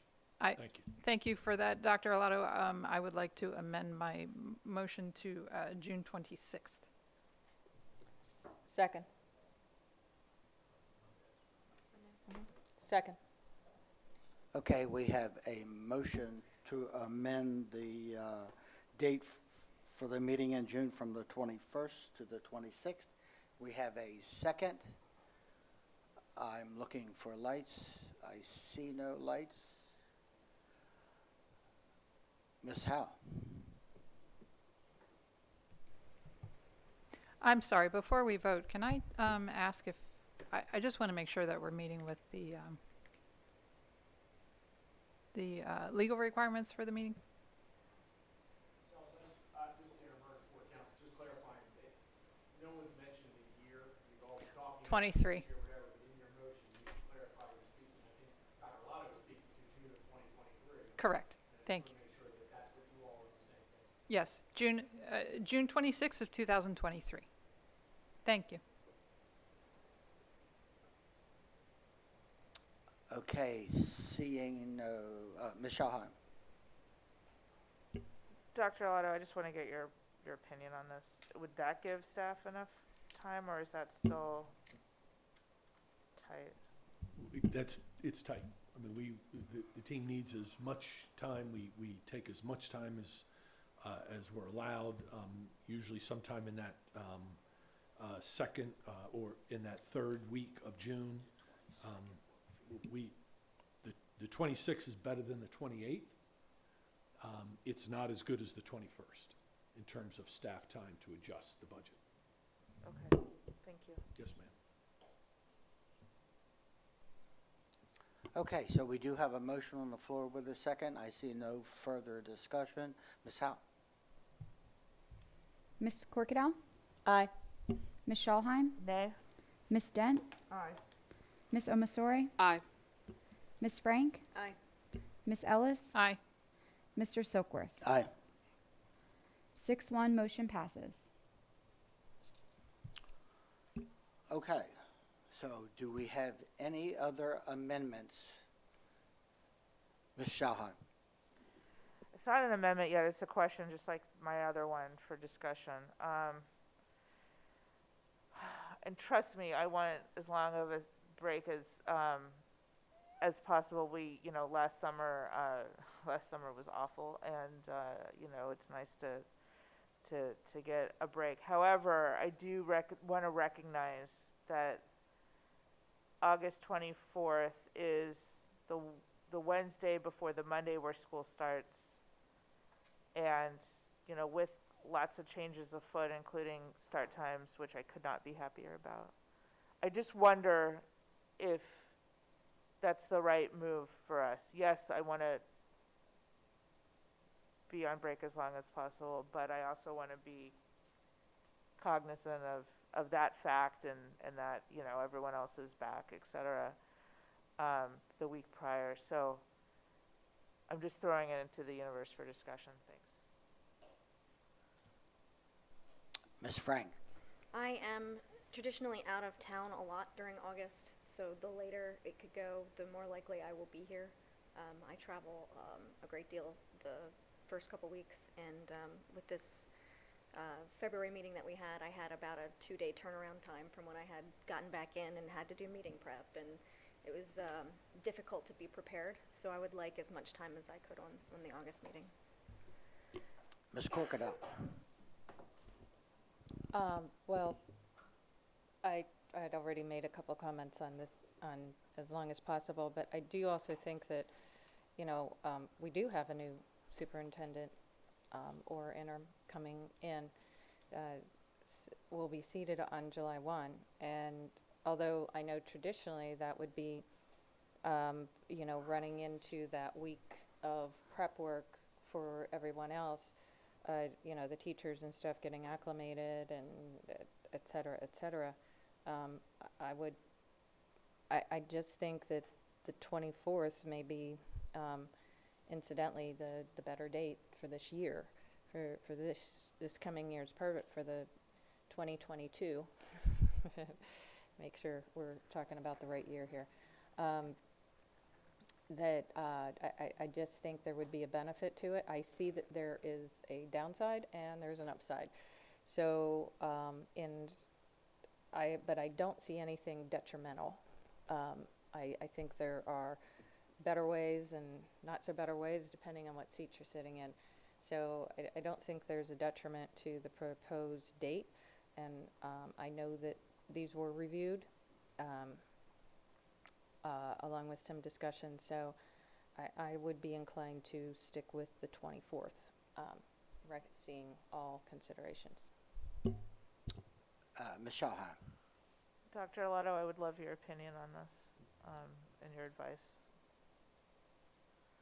August 17th versus the 24th of 2022. Well, the opening day for students is Monday, the 29th. That'll be our staggered opening for grades 1 through 5, and then 6 and 9 will open on Monday, the 29th. So I think that, I think board meeting on the 24th works. That could be a time that your then superintendent and team could give you a reopening report and update on the 24th before going into the first day of school on the 29th. So from your perspective, that would, I think works? the 24th works. Okay, Yes. great. I didn't have a strong preference. I just wanted to put it into the universe. So thank you for that. Appreciate it. Okay, thank you. So we have a calendar that's been amended. Do we have any additional amendments? Can I, go. Go ahead, Dana. What, she had her hand up. Oh, Ms. Frank, I'm sorry. I don't have an amendment per se. I just had a general overall comment on the calendar. We have a lot of the hearing workshops as needed within our calendar. So if we vote for them, that will be included in the requirements for a board member. I would just say for this year, I think we used every single one. Except for one. So I would just say if we're going to say that they're required, we should say that. If we're going to say they're as needed, maybe make them a little bit more as needed and less packed in, just as a comment to whomever will be scheduling those meetings in the upcoming year. That's it. Thank you. Thank you, Ms. Frank. Ms. Corkada. Well, now that Ms. Frank mentions it, I'm wondering if we don't just have a separate calendar for our public hearings and workshops, because look, there is a state law of 75%, and I just think that in the past, this has not been we haven't been so heavy loaded on the workshops. The public hearings, yes, I do think that is par and parse, but the extra, like our budget hearings, and really that is our one steady Eddie. But I'm just wondering if the workshops absolutely need to be there, because our workshops are informational purposes. And so we're basically saying that you have to attend at least 75% of them in order to comply with our requirements. And I don't think that a work session should be treated under that same must-do that a regular meeting would. And I bring that up because we have had in the past health indications from members, as well as other critical life events that have put members in a position where they're kind of straddling through. So I think I'm wondering if our adoption of this now compels us to be required to attend the information. So for example, if you guys are if we decide to do a work session and I've already either attended one in the past or can't make it, that's fine. But the adoption of this, I'm wondering if it creates a situation, and maybe our board attorney could better explain our obligation, or may need a minute. I see a book in his hand all of a sudden, and I don't want to take a lot of time, but I think it's important for us to know what our obligation is versus otherwise in the adoption of this, because it has created unique circumstances in the past. As I said, I think moving forward, we got to think not just about ourselves, but about future boards too, and what precedent we're setting, because this is the first year where we've heavy loaded every single month. So we're now saying 3 meetings required by law, if I'm understanding this correctly. And that's why we only put in the meetings for just the budget, because we decided that that was a must-do. So those items were always contained in the calendar as a must-do. And maybe I'm wrong, and Ms. Ring's wrong, and we can just keep on moving, but, yeah, and Mr. Burns. Thank you, Mr. Silkworth, members of the board, Dr. Arlotto, Darren Burns, Board Counsel. I heard the question, I think the concern about the state law requirements for board members attending meetings as you are working on your calendar. I'm referring to Education Article Section 3-2A-08, part of subsection A, list as one of the potential offenses of a board member that could cause state action to be the failure to attend without good cause at least 75% of the scheduled meetings of the county board in any one calendar year. Meetings is usually considered a term of art as relates to this body.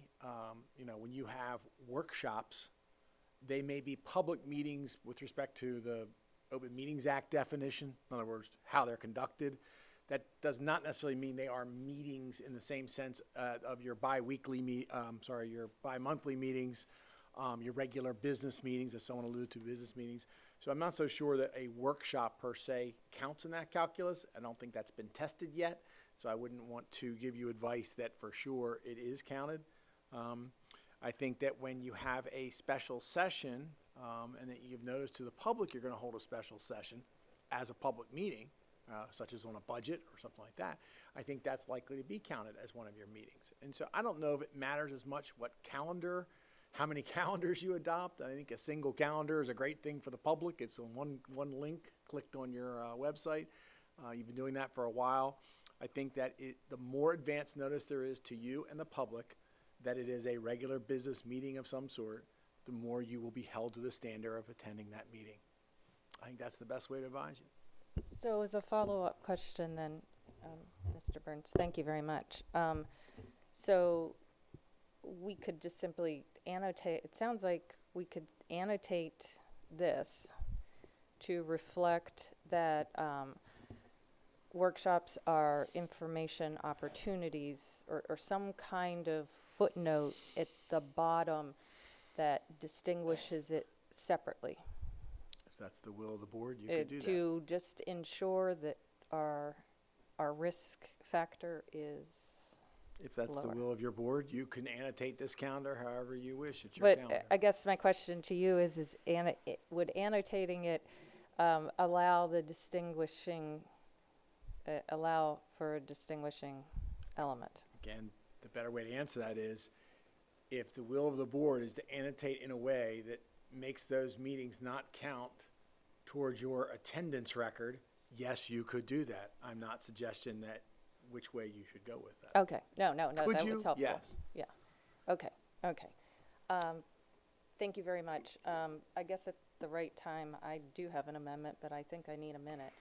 I would note too, Ms. Corcadell, for the board that, again, this hasn't been tested, is the 75% or some version of it's only been around in this particular statute for so long. The word scheduled is in there for a reason. I mean, I think the idea is it's hard to hold people accountable for an impromptu or emergency meeting and someone has plans, right? When you publish a schedule, and again, you annotate it or not as you wish. Once you publish the schedule, though, if it's part of your regular meetings schedule, that's going to be the operative word, and you will have scheduled it. So I would just suggest that you keep that in mind. Yeah. Ms. Ellis. So a couple of things. First of all, I wonder, because I agree, I don't foresee any board member here sees workshops as the same as a business meeting and would have the same concerns, but obviously we want to be as careful as we can. But the question is, are they scheduled if they are as needed? Could it say placeholder as needed? Because in other words, let's say we have, I don't know how many, let's say there's 6 in here. And we only intend to have 4, but we're not going to decide today exactly when those are. It depends on the need. But I do want to remind my colleagues, the whole reason we built this in was because of the Gibson report giving us suggestions on how to become more efficient. And rather than have 3 business meetings because we were having so much trouble getting our business done.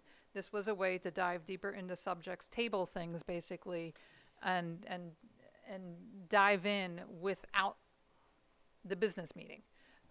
So I'm a huge proponent of these workshops, and I do think because of a lot of sort of build-up of unfinished business, that's why we utilized almost all of them.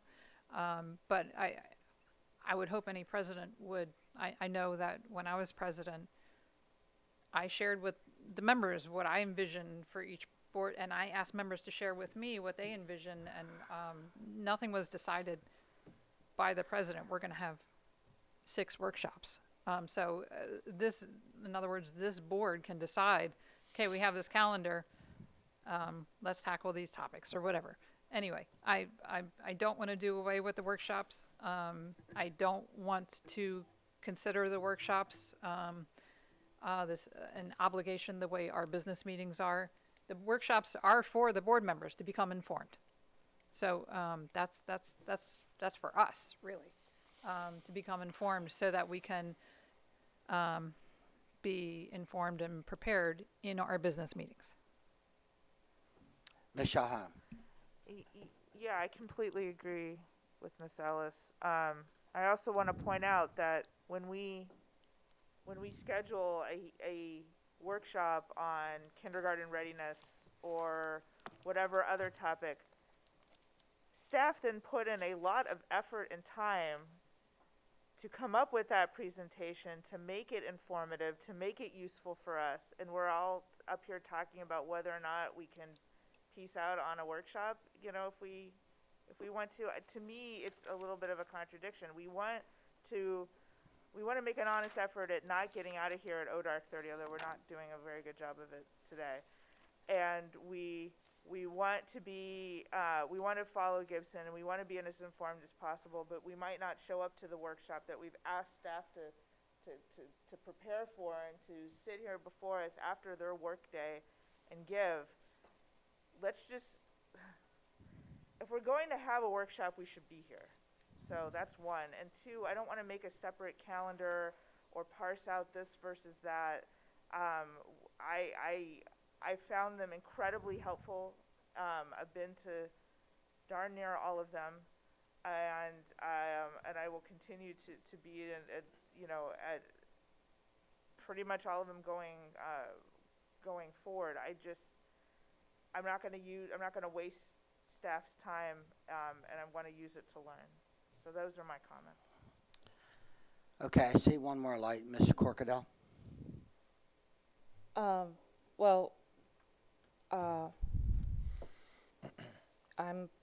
ready to make, if you have no more lights, I'm ready to make an amendment and then speak to it and introduce it. Go ahead. Okay. So I move that we amend the language contained in the proposed calendar, that everywhere it says specifically, not a portion of, but of the whole, public hearing / sign workshop with hold for event.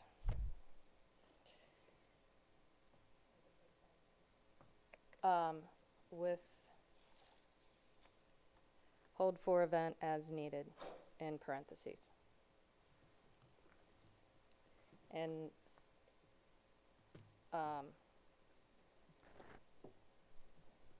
so let me reiterate that.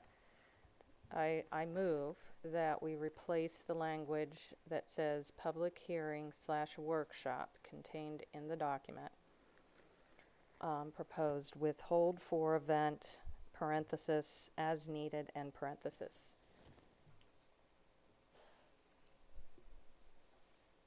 Do we have a second? Second. We do have a Okay, second. and I would like to offer my introduction statement. I just didn't want to waste time if there wasn't a second, to be honest. So I just want to reiterate, this is not about bailing on the staff or disrespecting them at all. As I stated in my intro, this is actually about past and possible future events where we do have members that have unique life circumstances that create challenges for them. And what I don't want is something well-intended to do so. I do not believe anyone is suggesting that we start considering any less of our work sessions, of our workshops than we have. And I'll also point out that our workshops in the past were not always included in this calendar, and we gave them that same level of respect that we would. And I just want to make sure the public understands this is not about the work or effort of the staff. This is about ensuring that our members are able to live up to their duties and to accommodate for those rare occasions without any consequence when they're faced with a significant life challenge. It's the same reason we discuss things like leave, and we discuss things like the calendar dates like we just have, or decide occasionally that it's worthy of a hold, a piece of legislation, to ensure that what's important, because we have to be willing to work with one another and to support one another. And I just think this is a way, a little way, going a long way. I would be curious also if the language is legally sufficient or appropriately to match the intent, but I'll defer that over. But I would just hope that we would consider this. And as I said, this is not a may happen in one every 100 years. This does occasionally happen. It had it in the prior board as well as in more recent boards too. And it's not something that members exchange with one another as regularly, so it may not be up on the radar as something important. But as a past leader of this board, who has also conferred with other past leaders of this board, I do know that there's a sensitivity to that I think needs to stay intact. Thank you. I do not see any other lights. Mr. Silkworth? Yes, Mr. Burns? May I, and perhaps this, by addressing it, one concern I have now for the board, it may allow Ms. Corkadell to consider, her own friendly amendment. I would recommend to the board that if you are going to, again, stick with a single schedule like this, perhaps one thing you could do is not have a placeholder as needed, as I think it was stated, of public hearing / workshop, but simply public workshop. You use the word hearing, and we hadn't really delved into this much, so I hadn't focused on it. You use word hearing in several places in a very specific way, and it's meant to handle budget issues, and it's part of special sessions. And it makes sense in those places, and it's part of performing your duties, which is one of the things that Section 4-107 uses to describe meetings. Workshop kind of sits on its own. So perhaps, however you go in this direction, I could recommend that this final version of this, if it's going to have placeholders for workshop, just say public workshop, not hearing / workshop. I believe, so my language to strike public hearing / workshop and replace it with hold for event, does that meet that standard? I mean, because an event could be anything, right? Or no? I'm not sure it provides the notice you want that the board is going to gather for something. So hold for workshop would be better? I think in those places where what you intend to do is reserve the right to yourself on some regular, semi-regular basis to hold something other than your business meetings or a public hearing or a special session meeting. You want that ability to do that. I think you just simply say public workshop as needed is probably the recommended way to go. Vice President Silkworth, I think because, well, I would think that we could withdraw my previous, and I will if I have consensus. If I don't, then So she can withdraw her motion.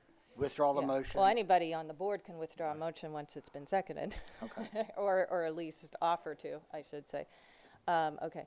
If I have consensus, then I move to adopt the recommended language as set forth to hold for workshop as need, with parenthesis, as needed, and parenthesis. Second. So let me restate it, just to make sure that we are clear. I move that we remove from the document language that says public hearing / workshop and replace with workshop, hold for workshop, or workshop as, I'm sorry. And replace with workshop, parenthesis, as needed, and then,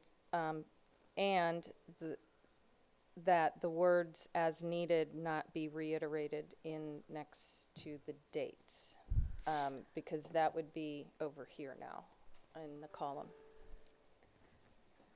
So the words public hearing, just as an explanation, public hearing / workshop would instead read workshop in parenthesis as needed, because that's the description. Because the as needed in the description, I think, better reinforces what Mr. Burns was saying. The date itself is the date. So the as needed is pertaining to if we need the event. So, Okay, I'm not sure who was first, Ms. Frank or Ms. Shawhan. I'll go. I completely disagree with this because sometimes it might be a hearing. Sometimes it might be a workshop. I think we're slicing hairs and it's 5:15. I don't understand why the wording as already written is so bad.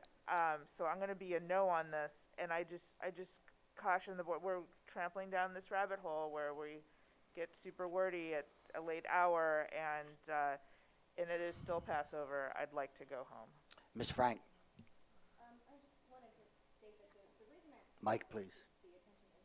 The reason I brought this to the board's attention, I did have some concerns. I agree with the Gibson that we should set some time apart, but I also agree that A, we need to define what is and is not a meeting. I think that's very important. I think we need to set that expectation, and that we need to set the expectation of what a board member is required to do. Now, if we are expecting staff to prepare a presentation, obviously we want the board to participate with that. I'm not saying otherwise.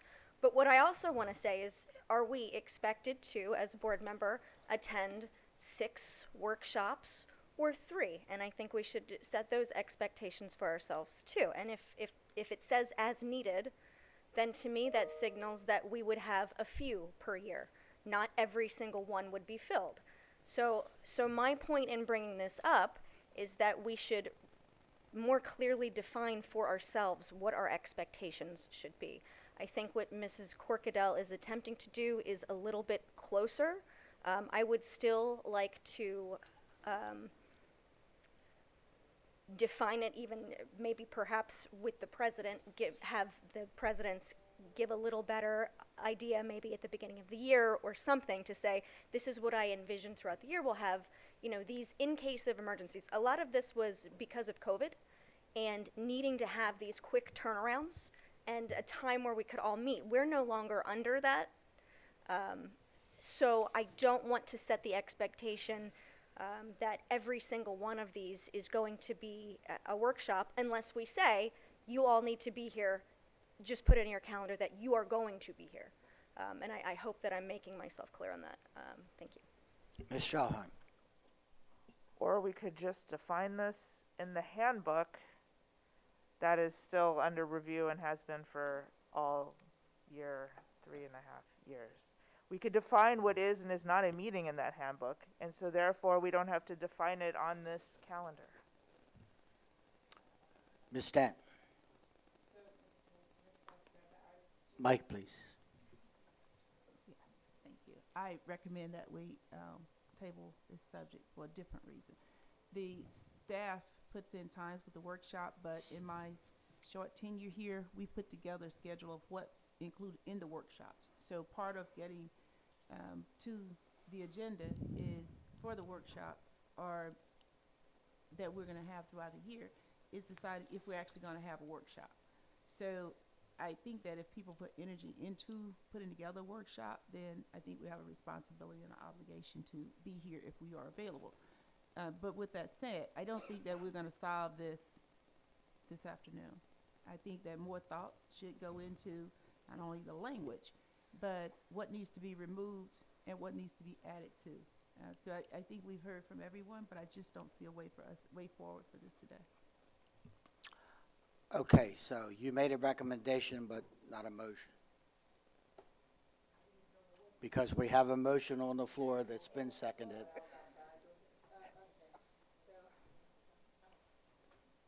Okay, so I'm happy and was actually going to, I put my light back on, not to do closing comments, which I have the purview to do anyways, but to suggest that we do hold it because I was watching some reaction over here out in the other ether, and what I do know is that I think it does, that my amendment does need a little more work. I don't want to, I do want to hold this item over for approval so that we can confer on this because number one is there is a legal component. Number two is I do think it's important that we recognize all of these factors. And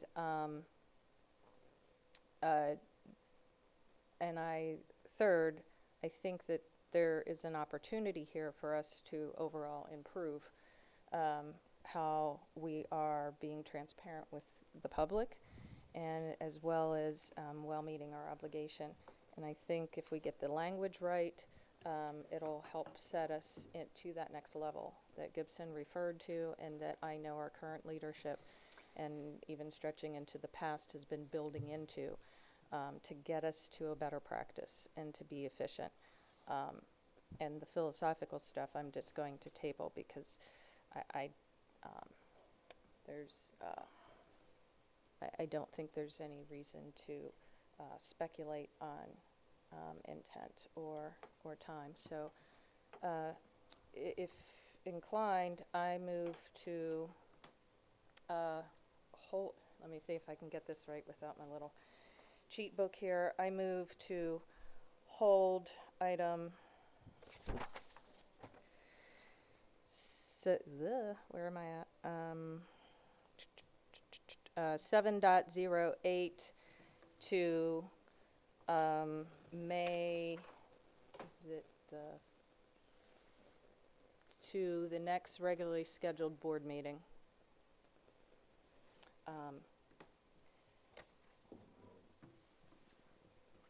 Second. So I'm hearing different things. One thing that I heard was that we're going to possibly remove your motion with the idea of bringing it back. Well, now first, what I'm well, hearing no, wait, is... no, I'm first, good, thank you for the question, but I'm not proposing a withdrawal of the amendment. I am proposing a continuation of the conversation. If we choose to, the reason I did not include that is because if we choose to hold this over, my next motion would be to withdraw this. If we're not going to hold this over, I'm not going to withdraw my amendment. So if there's not enough willingness to hold this over to the next meeting, then I do want to proceed with the amendment. And I don't know if I got the motion right or not. I feel like I combined two of them and shouldn't have, but. Okay, did I hear a second to hold the motion? Second. Okay, that's been first and seconded. Ms. Shahheim? So are we tabling the adoption of this whole thing? So we're waiting another 2 weeks before we know what our schedule is going to be? That's what this motion will do. You would be. None of your date changes that you've already discussed would be Will implemented. go into effect. That's unfortunate. But they're approved, they're adopted, and when we do adopt this, they will go along. They are not though. They are not though. All you all have done is make amendments to a proposed document so far. Yeah. Because they're we not. have you not haven't voted adopted to your adopt calendar. the calendar. This last discussion was purely about the wording of the public hearing / workshop entry.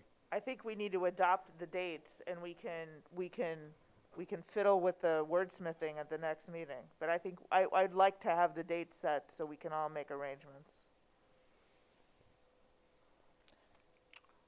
I Okay, guess so- I'm maybe perhaps confused on, I request for standards so I can ask or look up what I'm looking for and confer with Mr. Burns on it for a 2-minute standards.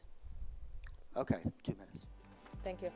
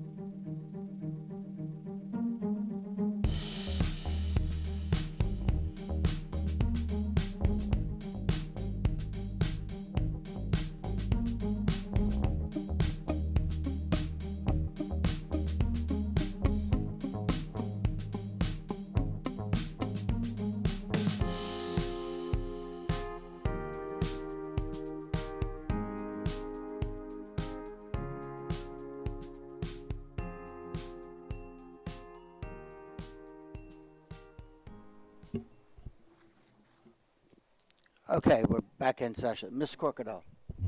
I want to first say thank you, colleagues, and Vice President Silkworth, for accommodating that. So, I move to withdraw the motion, the amendment that I had made, and the also subsequent secondary motion to hold, if I have consensus of the board, and then I have a new motion to make. Do I have consensus? Okay. You do have consensus. Okay. I move that we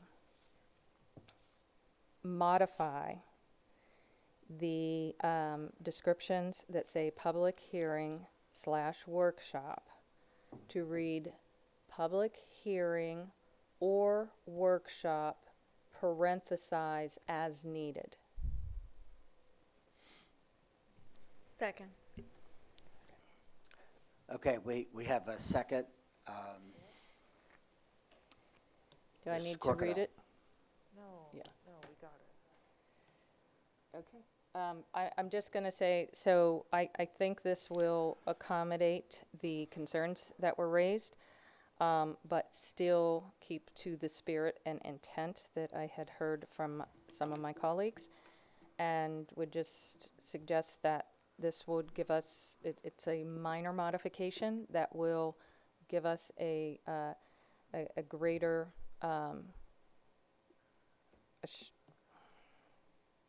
just what was previously discussed. I'm not going to waste any more time on it. Ms. Shalheim. I honestly don't see the difference, if I'm being real. I just want to be done with this amendment process and vote on our calendar. Thank you. Okay, so I see no more lights, so we're about to vote. Ms. Howe. Ms. Corkadell? Aye. Ms. Schalheim? Nay. Ms. Dent?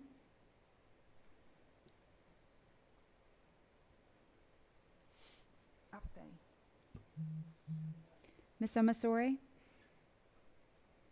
Nay. Ms. Frank? Aye. Ms. Ellis? Aye. Mr. Silkworth? Nay. 3, 3, 1, motion fails. Okay, so if I'm not mistaken, that brings us back Yes. to Correct. the amended calendar. Ms. Shalheim. Move to adopt the calendar as previously amended. Do we have a second? We have a second. I see no lights. Ms. Howe. Ms. Corkadell?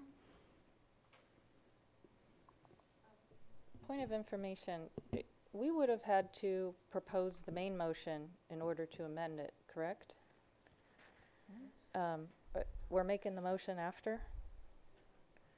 Like as amended, so normally we would present a motion and then people would adopt or not adopt amendments and then we vote on the final as amended, Yes. correct? But there's not a second motion made over top of the original motion. Actually, as you all have been proceeding, reminds me a little bit of budget. You've been proceeding by voting on changes to this document. You have made several motions Okay. to change dates to the document. So I think that proceeding in that order, you were also making a motion to change this document. It sounds like there were no more motions to change the document. Right. And Correct. therefore, you're at that primary motion to now move the as amended document. Okay. Which is what I So did. in that case, I think it's sustainable. Well, there were like 4 or 5 amendments before we even got to mine. Now, if there were any outstanding motions But not that was yet about, ruled on. that was a long time Or, I ago. mean, I'm sorry, voted on, yes. Okay, no, I just wasn't clear because we had like several before even minor turned major one. Thank you. Aye. Ms. Schalheim? Aye. Ms. Dent? Aye. Ms. Omasori? Aye. Ms. Frank? Aye.